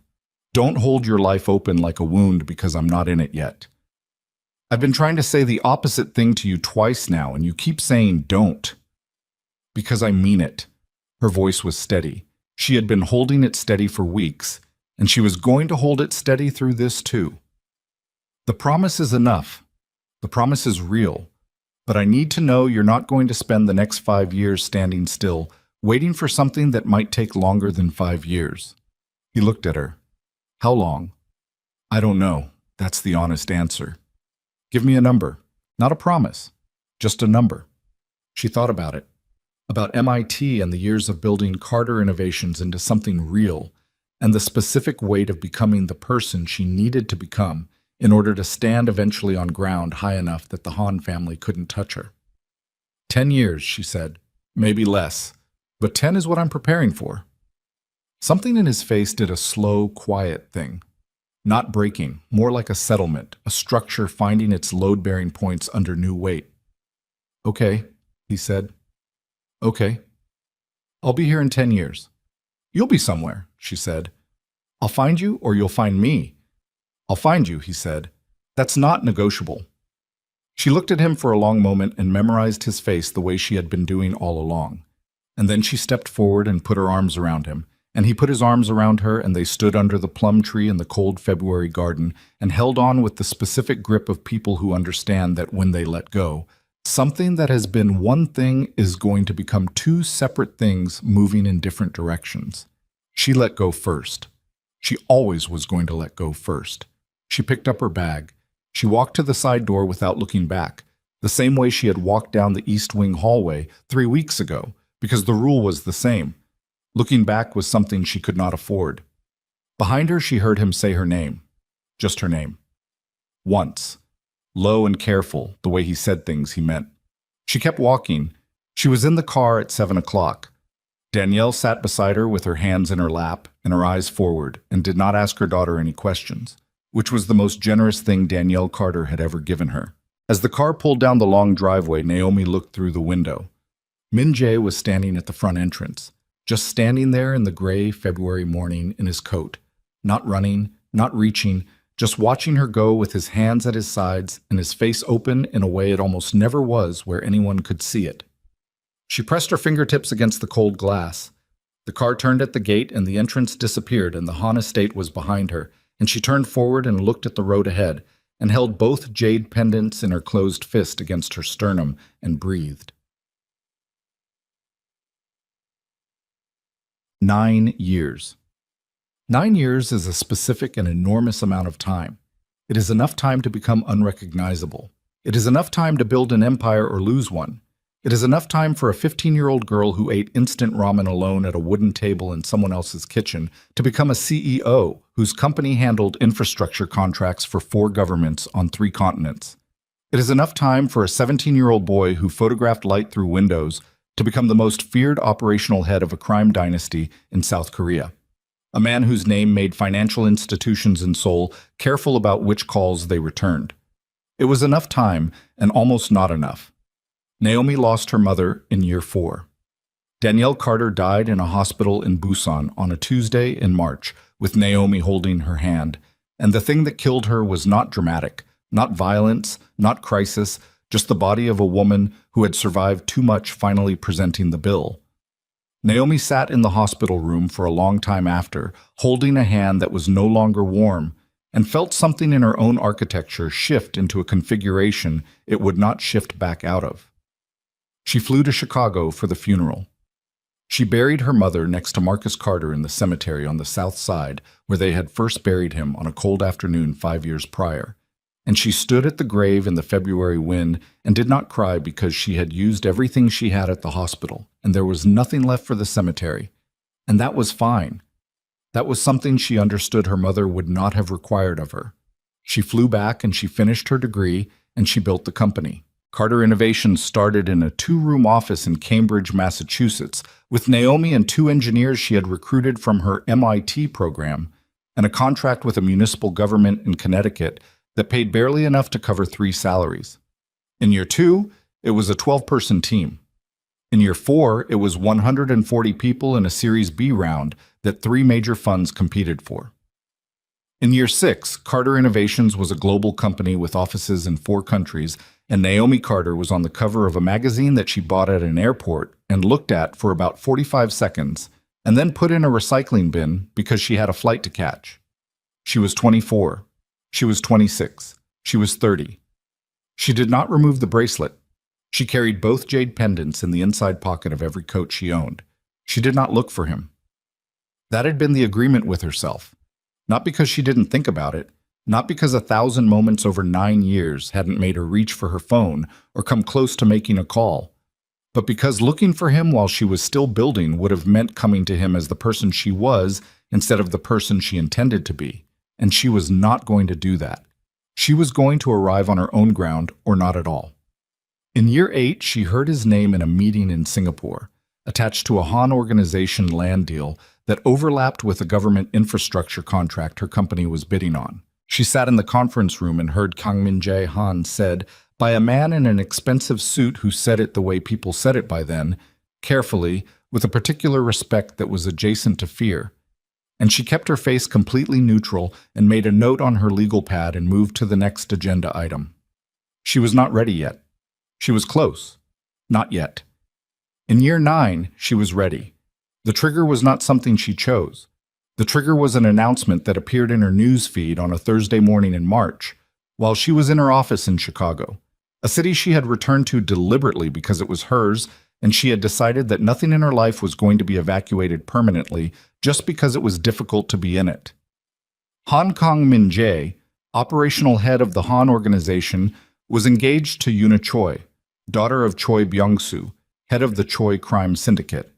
The engagement had been announced at a formal gathering at the Han estate. The alliance was described as a consolidation of the 2 most powerful criminal organizations in South Korea. The wedding was scheduled for the following autumn. Naomi read the announcement twice. She put her phone face down on her desk. She looked at the window. Outside, Chicago was doing what Chicago did in March. Gray sky, cold light, the city existing without apology for how hard it was to be in it, which was one of the things she had always appreciated about it. She thought about the kitchen table, the calculus, the weight of a jade pendant in a boy's palm at 17 years old. She picked up her phone and called her chief of staff. "Clear my Seoul schedule," she said. "I'm going in 2 weeks. The Han infrastructure bid doesn't close until I'm not going for the bid." She looked at the window. "Get me in the room. Whatever room he's going to be in. Get me a legitimate reason to be standing in the same building as the Han organization's leadership. A pause. That's a crime family, Naomi. I know what it is. I've known what it is for 9 years. She stood up from her desk. I'm going. Find me a door. The door turned out to be a technology partnership proposal between Carter Innovations and a legitimate Han subsidiary, a smart infrastructure company that the Han organization used as its public-facing development arm. The meeting was arranged through proper channels. It was a real proposal with real numbers and real strategic value. Naomi had built it herself over 4 days, working 18-hour days with 2 of her best analysts, because whatever door she walked through had to be a door she had actually built, not one she had borrowed. The meeting was scheduled at a hotel in Gangnam. Neutral ground, technically, corporate venue, conference rooms with glass walls and catering carts, and the very ordinary architecture of legitimate business. The Han organization was sending its head of strategic partnerships and 2 senior advisors. Naomi arrived 20 minutes early, which was her habit for every meeting that mattered. She was wearing a charcoal suit she had bought in Milan and shoes that cost more than the monthly rent on the first Carter Innovations office, not because she needed armor, but because she had learned that the material language of authority was real and that she was fluent in it now, and that fluency was a tool like any other. She was standing at the conference room window looking out over Gangnam when the door opened. She turned. The man who walked in was not the head of strategic partnerships. He was taller than she remembered, which was something she had not accounted for. The suit was dark and excellent, and he wore it with the ease of a man who had stopped performing authority somewhere along the way and had simply become it. His face was the same face. She had memorized it correctly. All those years ago, she had gotten the shape of it right. But 9 years had done things to it, made it harder, stripped some of the remaining softness from around the eyes, added something to the jaw that was not there at 17. Kangmin Jae Han closed the door behind him and stood across the conference room from her and looked at her the same way he had looked at the light in the kitchen window 9 years ago, like something he had been waiting to understand. Neither of them said anything for a moment that stretched past the point where normal people would have broken it. Then he said, "You're early." "I'm always early," she said. "You're not the head of strategic partnerships." "No. You sent yourself instead." When I saw who was leading the proposal, he looked at her. His voice was the same, lower than expected, flat and careful. But underneath the flatness was something that 9 years had not been able to smooth out. Something that was still exactly what it had been at a kitchen table in January. "I sent myself instead." She felt her heart doing something it hadn't done in 9 years, and she let it do it and kept her face level and said, "We should sit down." "Yes," he said, "we should." They moved to the table and the chairs and the very ordinary architecture of the conference room, and outside the glass walls, the hotel moved with its normal business, and no one watching would have seen anything except 2 executives in a meeting about infrastructure contracts. And inside the room, 9 years of distance collapsed into the space between 2 chairs at a table and waited, very still, for someone to decide what to do with it. "I saw the engagement announcement," she said. His jaw moved. "I know. Is it real?" He looked at her directly. "Is that why you came?" "Answer the question, Min Jae." He put his hands on the table between them, flat, the same gesture she remembered from the kitchen, the gesture of a person laying down the performance and offering what was underneath it instead. "My family is in crisis," he said. "A rival syndicate has been destabilizing our operations for 14 months. We have internal betrayal at the senior level. The Choi Alliance is my father's solution. Consolidate, neutralize the external threat, replace the internal rot with Choi loyalty. He told me it was my duty." His eyes were on her. "I told him no." She looked at him. "You told him no." 3 weeks ago. In that same study, at that same desk. Something crossed his face, the shadow of a thing that had cost something significant. "I showed him what I've been carrying for 9 years. He reached into his jacket and set something on the table between them. The jade pendant. The original one, the first one, his grandmother's. And I told him some promises are stronger than what he was asking me to do." The conference room was very quiet. Naomi looked at the pendant on the table. She reached into her own jacket and set both of hers beside it, the one he had given her first, the twin he had given her in the garden the night before she left. 3 jade pendants on a conference table in Gangnam, pale green, carved into plum blossoms, the physical weight of 9 years sitting between 2 people who had been 15 and 17 and stupid and brave and had meant every word. She looked up at him. "Your family's crisis," she said, "the rival syndicate, the internal betrayal.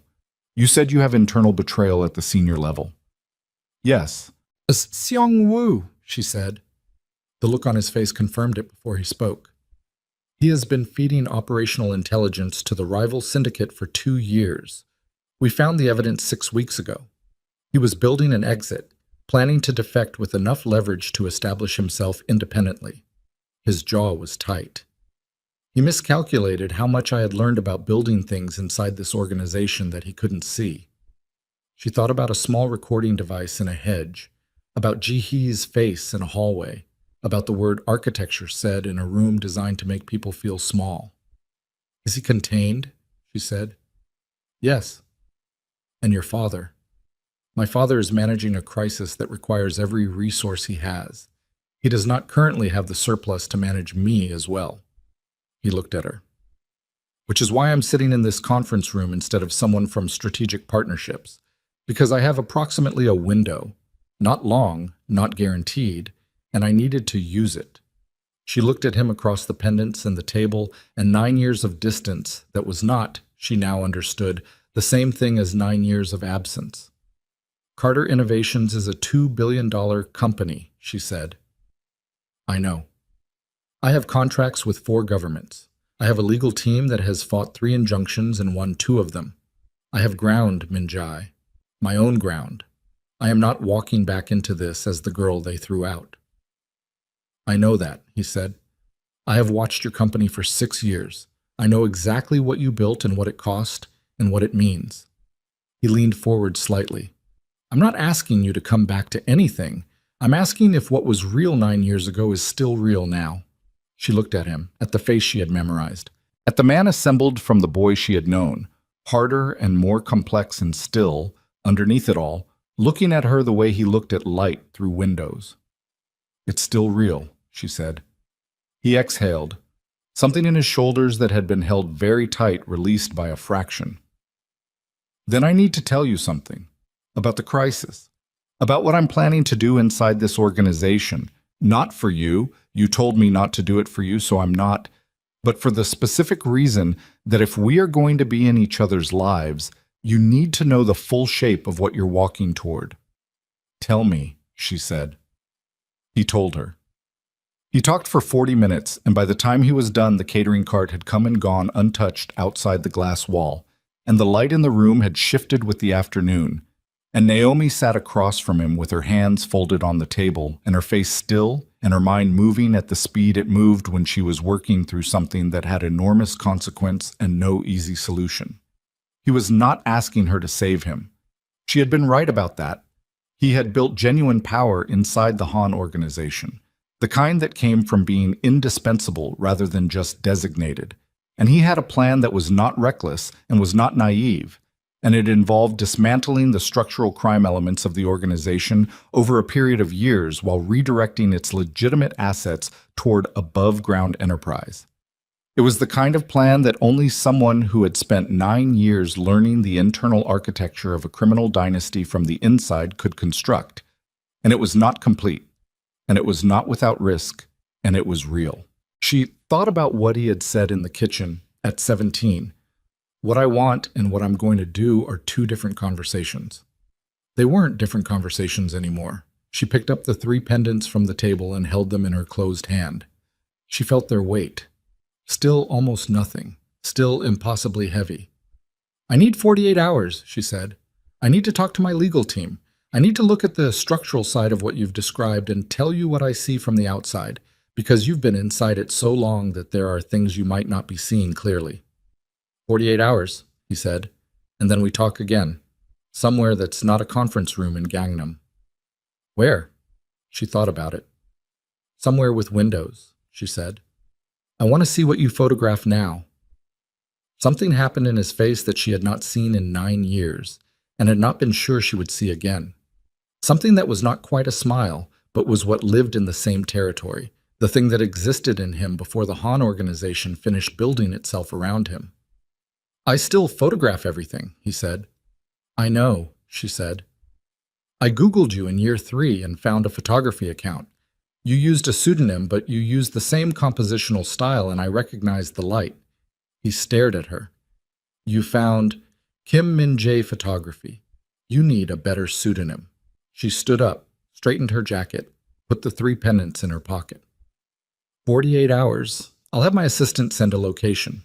She picked up her portfolio and walked to the conference room door and put her hand on the handle and felt 9 years standing in the room behind her like weather. She turned around.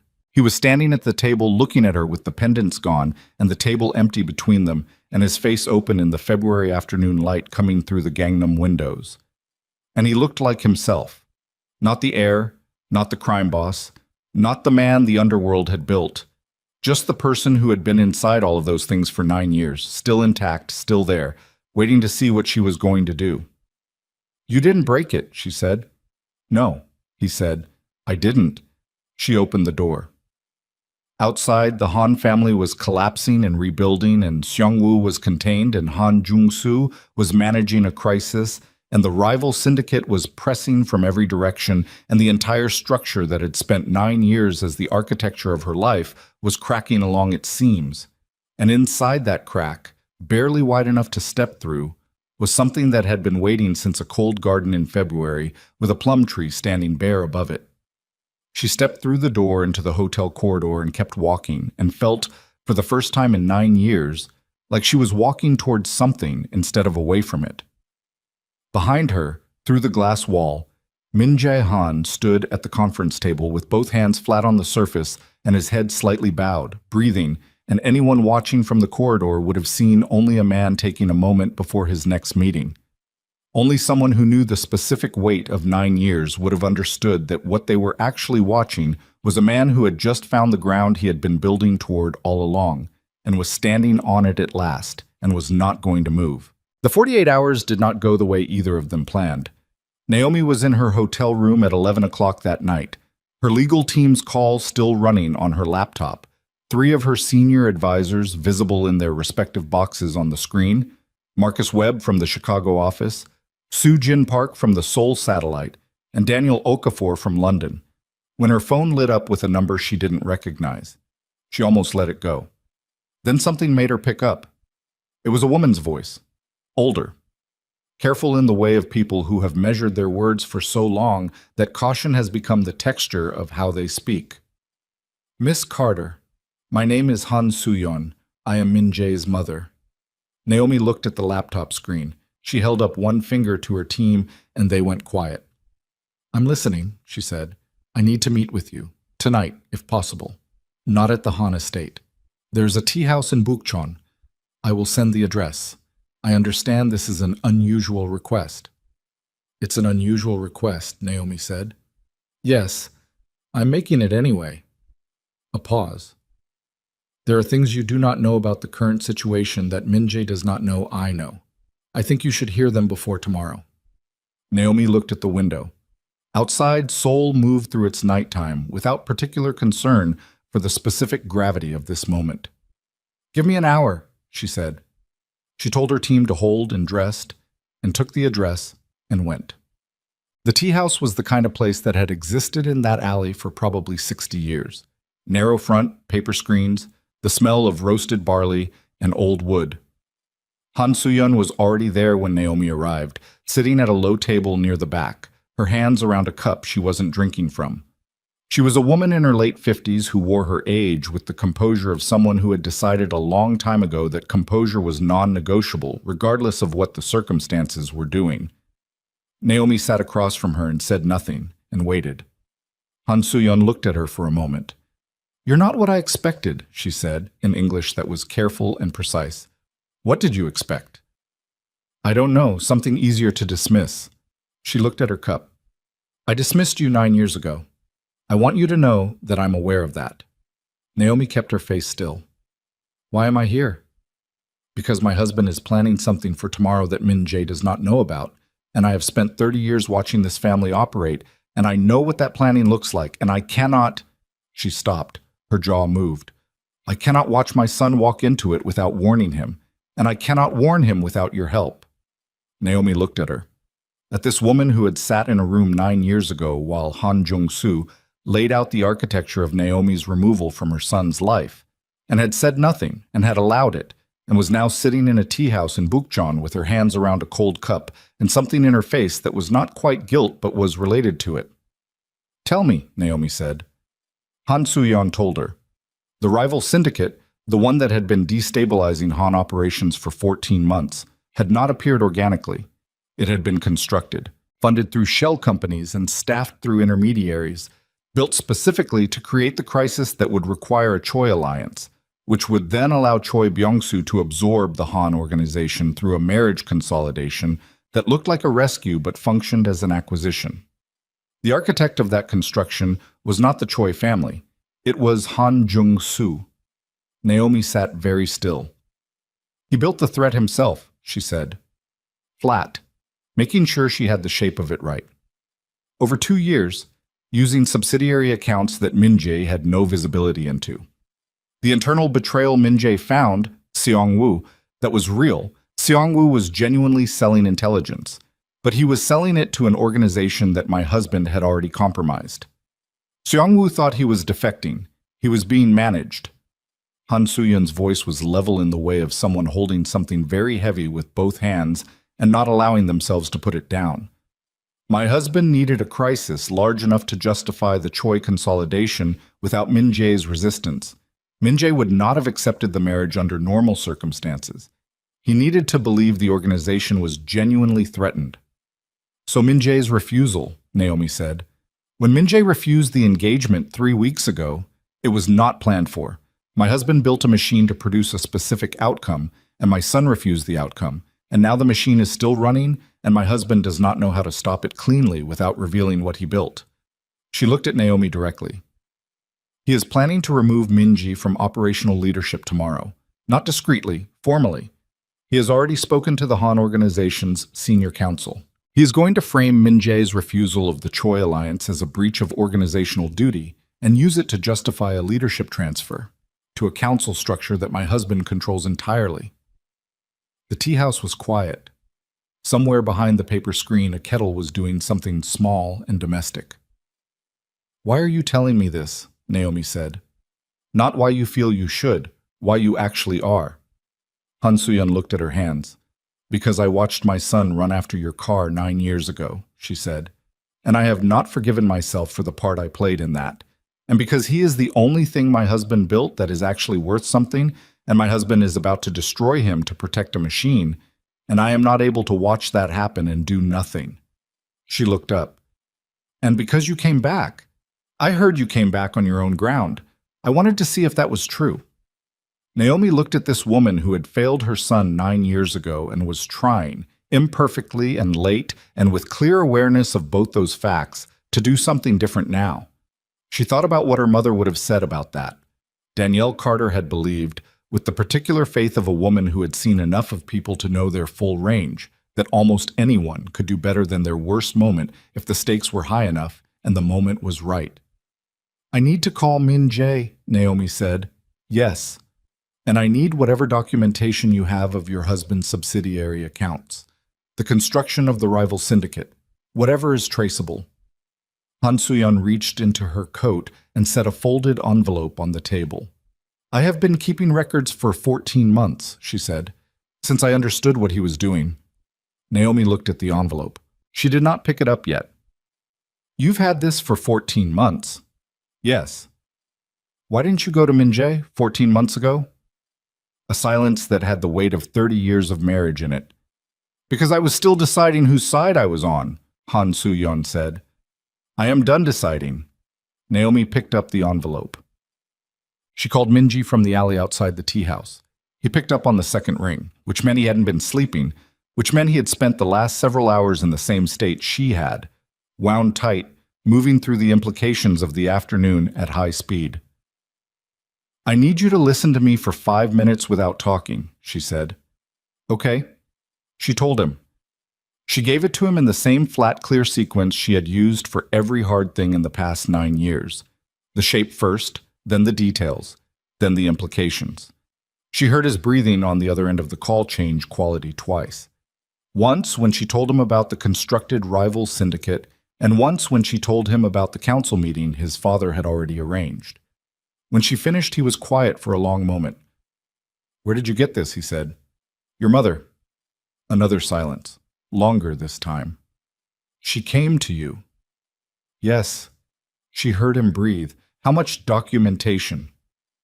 14 months of subsidiary account records, enough to show the construction of the syndicate and trace the funding through at least 4 intermediary shells. "My legal team can have a preliminary analysis by 6 in the morning. The council meeting is at 9. "I know, we have 3 hours. She heard him move, and the sound of someone standing, of a room being crossed. "Naomi." "I know. If we take this to the council without preparation, my father will—" "I'm not taking it to the council," she said.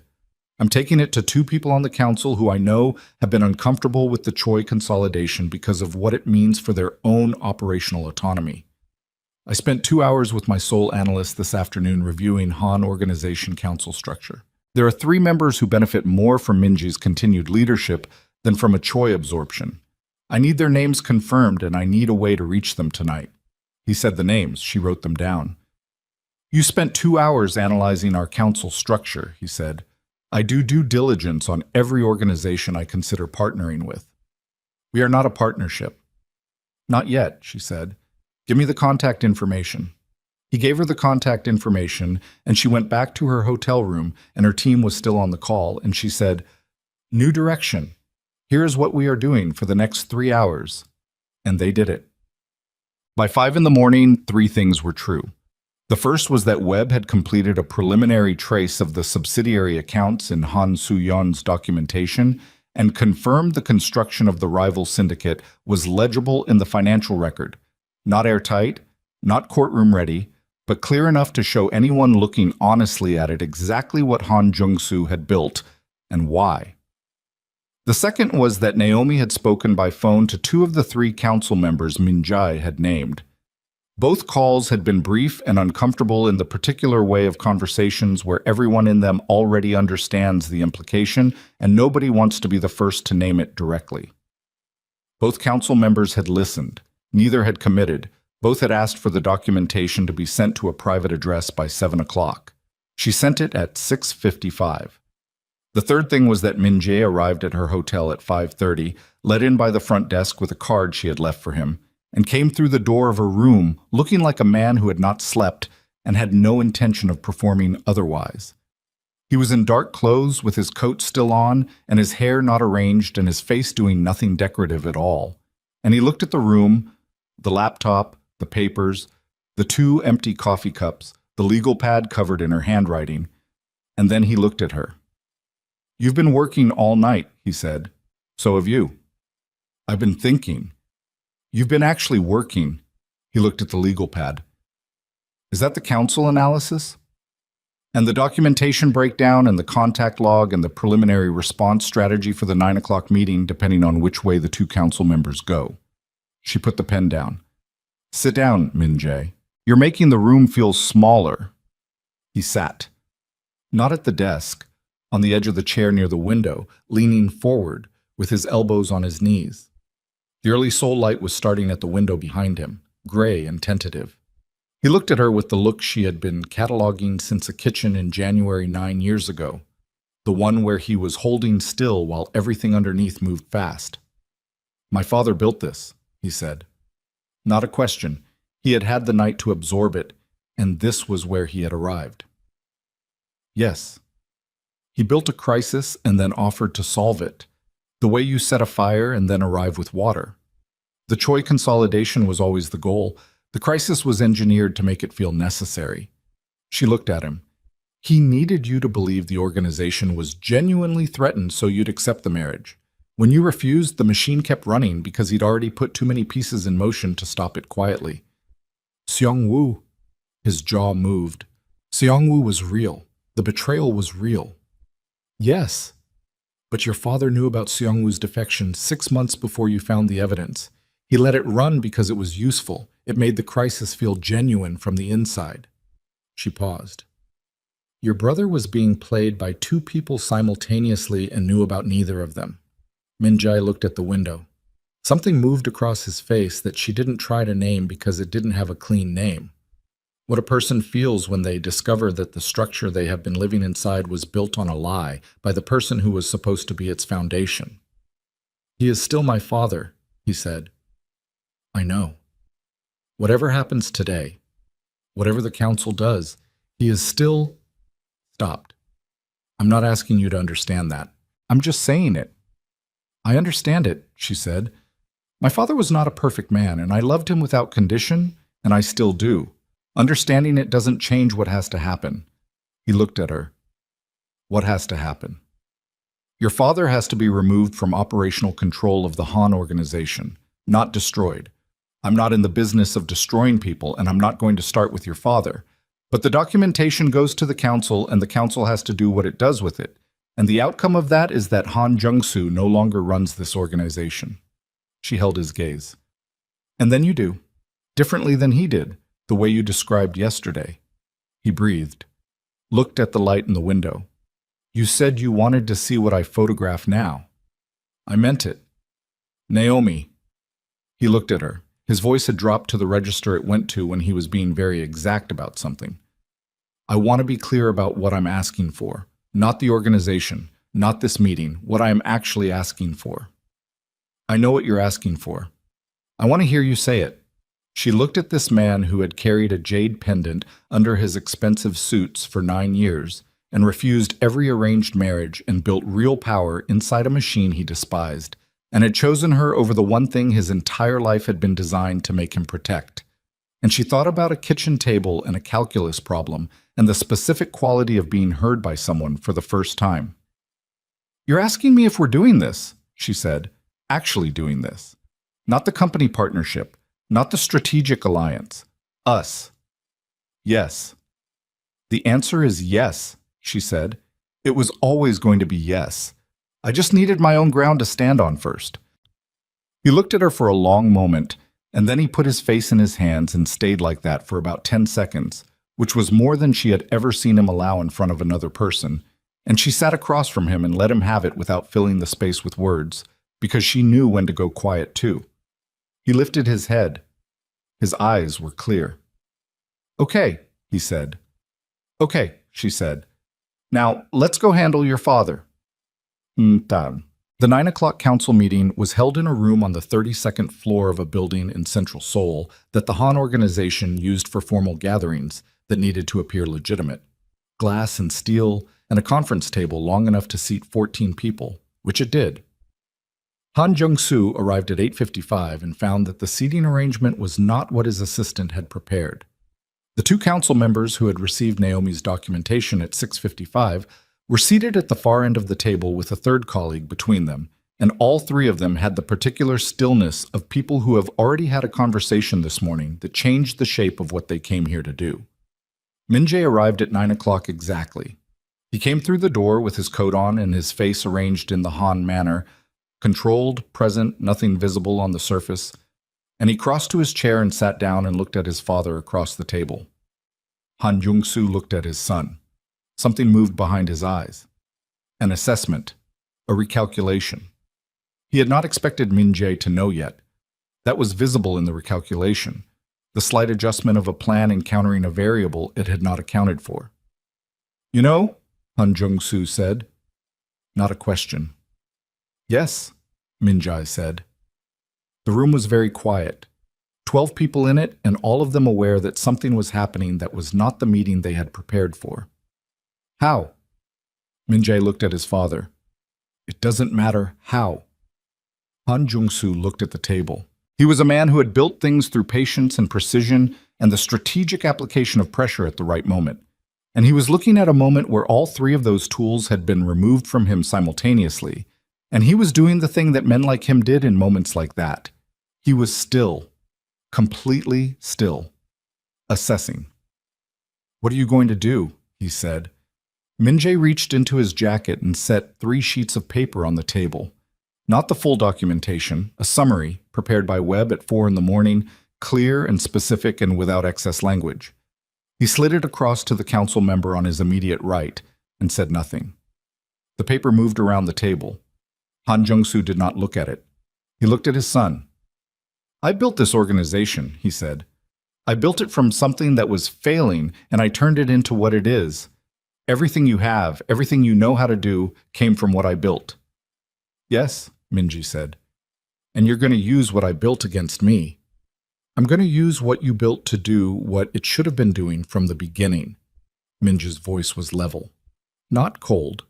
She had expected cold, and it wasn't cold. It was something more difficult than cold.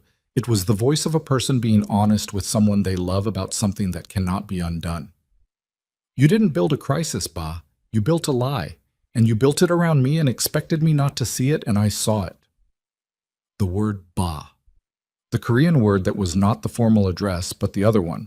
Naomi, watching from outside the glass wall where she had no seat at the table and had not requested one, saw it land on Han Jung-soo's face, saw what it cost the man, what it opened in him despite everything, and understood that this was the most brutal thing about the morning, more brutal than the documentation, more brutal than the council members with their recalibrated positions.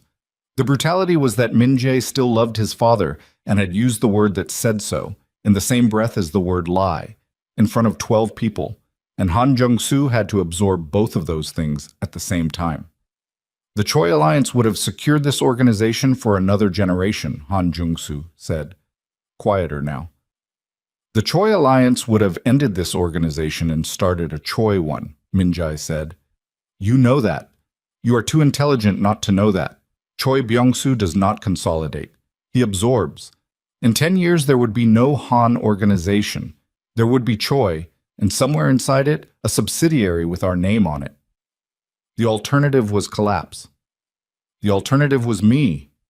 Min-jae looked at his father. "I told you 9 years ago that I would build something inside this organization. I have built it. I have spent 9 years making myself indispensable in ways you could not remove without losing more than you gained, and you know that. And that is why the crisis had to be big enough to override it." He paused. "You could have just talked to me." Han Jung-soo looked at his son for a long moment. The room did not breathe. "You were in love with a girl who was going to take you away from this," he said. 17 years old and already gone. I could see it. "I came back," Min-jae said. "Every year, for 9 years. I came back and I built and I stayed, because this was mine and I take care of what is mine." His jaw moved. "You didn't trust that. You should have." The council member at the far end cleared his throat, a small sound that was nevertheless the sound of the room remembering it had 12 people in it and a formal agenda. Han Jung-soo looked at the paper that had traveled around the table. He looked at it for the first time.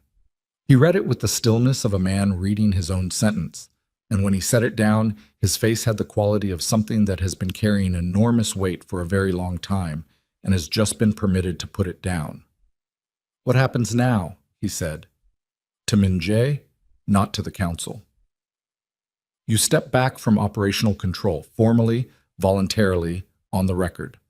The council takes a transitional oversight role for 6 months and then transfers operational leadership to me." Min-jae looked at his father.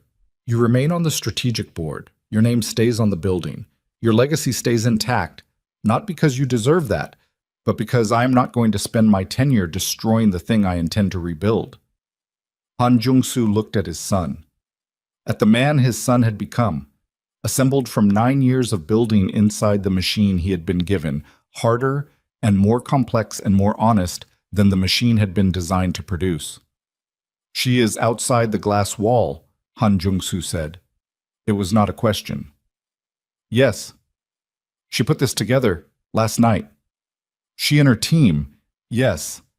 Han Jung-soo looked at the glass wall, at Naomi Carter standing in the corridor in her charcoal suit with her hands at her sides and her face giving nothing away, looking back at him with the same directness she had deployed across his desk 9 years ago when she was 15 years old. "She was formidable then," he said. "I told you," Min-jae said. Han Jung-soo was quiet for a moment. Then he did something Naomi had not seen from him before and would not forget. He looked at the table in front of him, and he put both hands flat on it, and he breathed. And in the breathing, something in his face released. Not collapsed, not broken, but released. Like a structure that has been under load for so long that even the people inside it had forgotten what it felt like without the pressure. "All right," he said, to Min-jae, to the council, to the room. "All right, outside." The formal transition took 3 hours of paperwork and council process that Naomi did not attend. She sat in the corridor and worked through her email and drank coffee from a cart that appeared at 10:30 and thought about her mother and about what Danielle Carter would have made of this morning. She thought Danielle would have appreciated the documentation, would have said something dry about having the evidence ready before the meeting rather than after, would have said "girl" and shaken her head, and then probably cried a little because Danielle could hold 2 responses in her body at the same time without them canceling each other out. Minji came out of the council room at 12:15 and stood in the corridor and looked at her. "Done?" she said. "Done." He looked tired in the specific way of a morning that had taken more than a morning's worth. "My father signed the transfer documents, effective 30 days from today. And Seong-woo. The council will handle Seong-woo's situation separately. He's cooperating in exchange for a reduced consequence, which means what he sold and to whom is now fully documented. The rival syndicate's funding is being frozen through legal channels." He paused. "What my father built, I can dismantle. Now that I know what it is." She nodded. "How is he?" "Your father." Minji looked at the floor for a moment. "He ate lunch with my mother this afternoon. She called me at noon. She said he was very quiet." He looked up. "She also said to thank you. She wanted me to tell you directly." Naomi thought about a tea house in Bukchon and an envelope of 14 months of records and a woman who had spent 30 years watching and waiting to decide. "Tell her she's welcome," she said, "and tell her she did a hard thing." She did. They stood in the corridor together, and the building moved around them with its ordinary afternoon business, and the crisis was not over. Would not be over for months, probably, as the dismantling of Han Jung-soo's construction worked through its legal and organizational complexity. But the center of it had been reached and passed, and they were both still standing, and that was not nothing. "Come on," Naomi said. "Show me where you photograph." He took her to the river. Not the tourist sections of the Han River with their parks and bicycle paths, but a section further north where the city thinned out and the banks were plain and the water moved with the color the sky gave it. He had a camera with him, a real one, not his phone, a body she recognized from the photography account she had found in year 3, and he used it unselfconsciously, the way people do things they have been doing long enough that the self-consciousness burned off years ago. She watched him work. He was very still when he raised the camera. The same stillness she had first seen in a kitchen when he was 17, capturing light through a window. And then very deliberate, and then the stillness broke into the next thing he was looking at. They walked along the bank, and she told him about the things he had missed, about MIT and the first office, and the Series B and the magazine she had put in a recycling bin at an airport. She told him about Danielle, in the year 4 hospital, with the specificity of someone who has been over the memory enough times that they can hold it without flinching, which was not the same as it not hurting. He listened the way he had always listened, fully, without using the listening to prepare his next sentence. When she finished, he said, "I have photographs from the year she died. I didn't know at the time, but I was in Busan in March of that year for an organizational meeting, and I photographed the coastline. I still have them." She looked at him. "You were in Busan for 2 days. I didn't know you were still there. I thought you'd gone back to America already." He paused. "I almost looked. I had your mother's name. I could have checked the records, found an address." He looked at the water. "I didn't, because you told me not to come until I had the ground. I didn't have it yet." She thought about March of year 4, about sitting by a window in a house in Busan, having just come back from the hospital, watching the coastline in the gray morning. "You were in the same city," she said. "Yes." She absorbed that. The way you absorb things that cannot be changed and that hurt anyway. "I'm glad you waited," she said. "I wasn't ready yet either." He looked at her. Were you ever angry at me during the 9 years? She thought about it honestly. In year 2, for about 6 months in year 2, I was angry every time I put on the bracelet. She touched it. Still there, always there. Not at you exactly, at the whole shape of it, at the fact that loving someone at 15 could cost so much. Did it pass? Mostly. I redirected it into the company, which is probably why the company grew the way it did. She looked at him sideways. You're responsible for at least 30% of Carter Innovation's growth. He almost laughed. She had always liked the almost laugh, the thing that lived at the edge of it, controlled, and then briefly not. They walked until the light changed and the city came back up around them, and he took photographs of things she pointed at. A crane on a construction site, light on the water, a woman selling hotteok from a cart who had exactly the expression of a person at the end of a long day who has made peace with the length of it. He showed her the frames on the camera screen, and she looked at each one and he looked at her looking at them. What do you see, he said, when you look? I see what you pay attention to, she said. You still photograph people trying to get to the next thing. You find them in the middle of getting there. She handed the camera back. That's what you were trying to do for 17 years. Get to the next thing. I got here, he said. You got here, she said. They found a restaurant that was the kind of quiet that meant it had been there long enough to stop needing to perform, and they sat across from each other at a table that was not a wooden table in a kitchen, but contained the memory of one. And they ate and talked for 2 hours about things that were not the organization, and not the documentation, and not Han Jung-soo.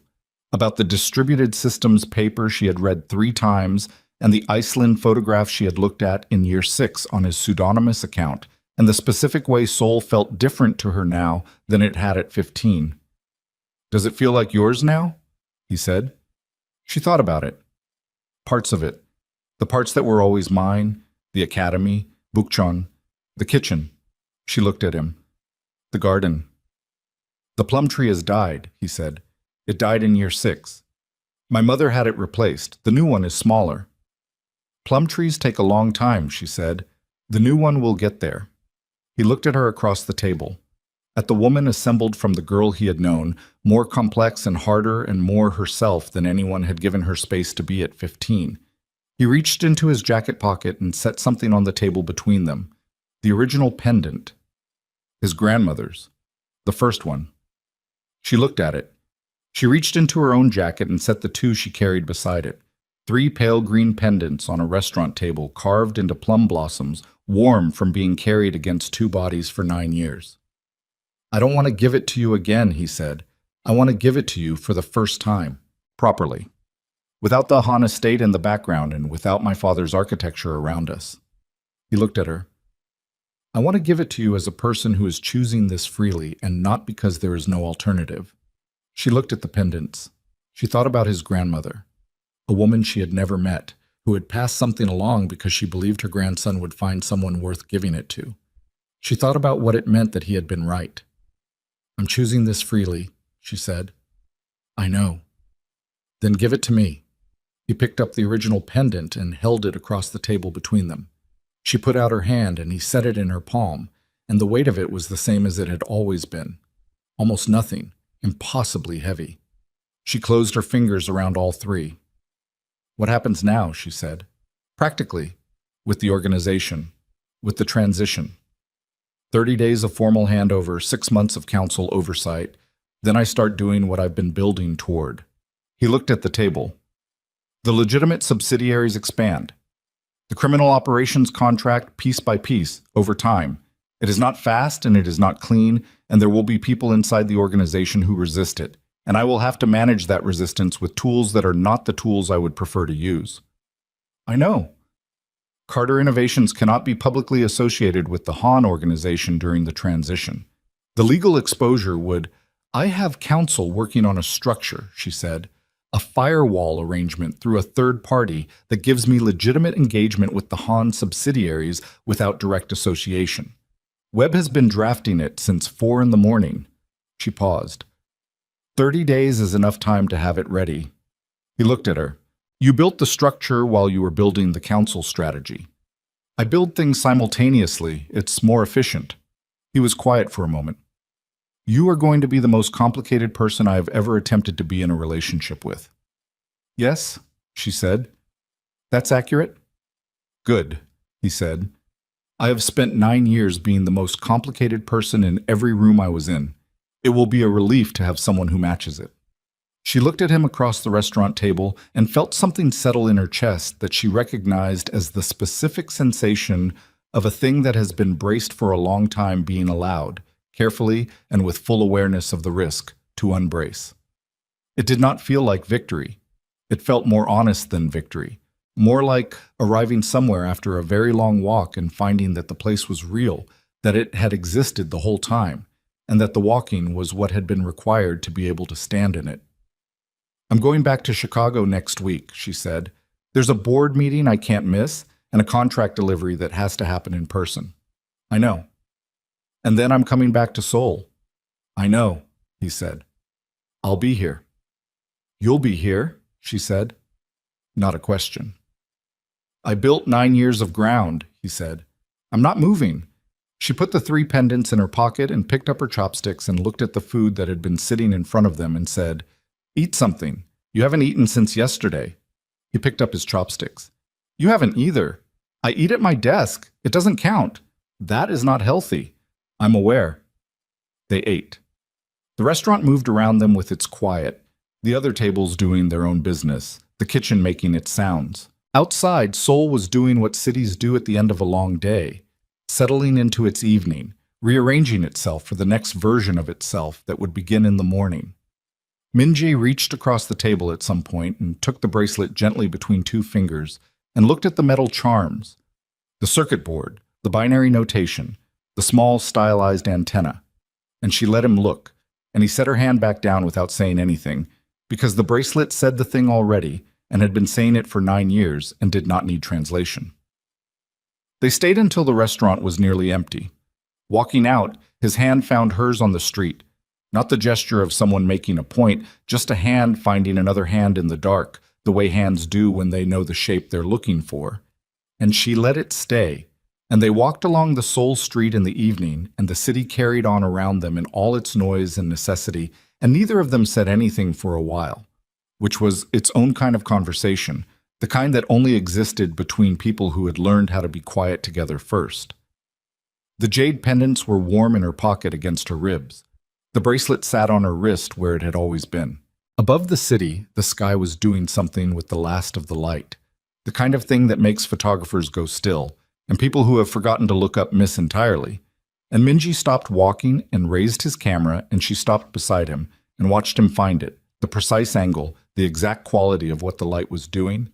And she thought about a boy at 17 in a kitchen with his phone raised toward a window, and the same quality of attention, the same absolute stillness, and understood that 9 years and everything they had cost had not changed the essential nature of the person she was standing next to. He lowered the camera and showed her the frame. She looked at it for a moment. That's the one, she said. Yes, he said. They kept walking. Behind them, the light changed and the city moved into its night, and the Han estate sat somewhere to the north with its new plum tree in the garden and its old stone paths and the bench at the back corner where 2 teenagers had once said true things in the cold and meant every word of them. And somewhere inside that house, Han Jung-soo sat at a dinner table with his wife and was very quiet. And somewhere across the city, Seong-woo Han was cooperating with a council process that had finally caught the thing he had built his entire life trying to outrun, and the rival syndicate was contracting as its funding disappeared, and all the machinery of 9 years was winding down into something that would take more years to fully settle, but that had found today its turning point. And on a street in Seoul, 2 people who had cost each other a great deal and given each other more walked in the evening with their hands together and their respective silences and the weight of 3 jade pendants between them that had traveled a long way to end up in the same pocket. Finally, after everything. It was not a perfect ending. It was the kind of ending that real things get, earned and complicated and still carrying the marks of what it had taken to arrive at it, which was the only kind worth having. They had promised they would find each other. This time, they kept it.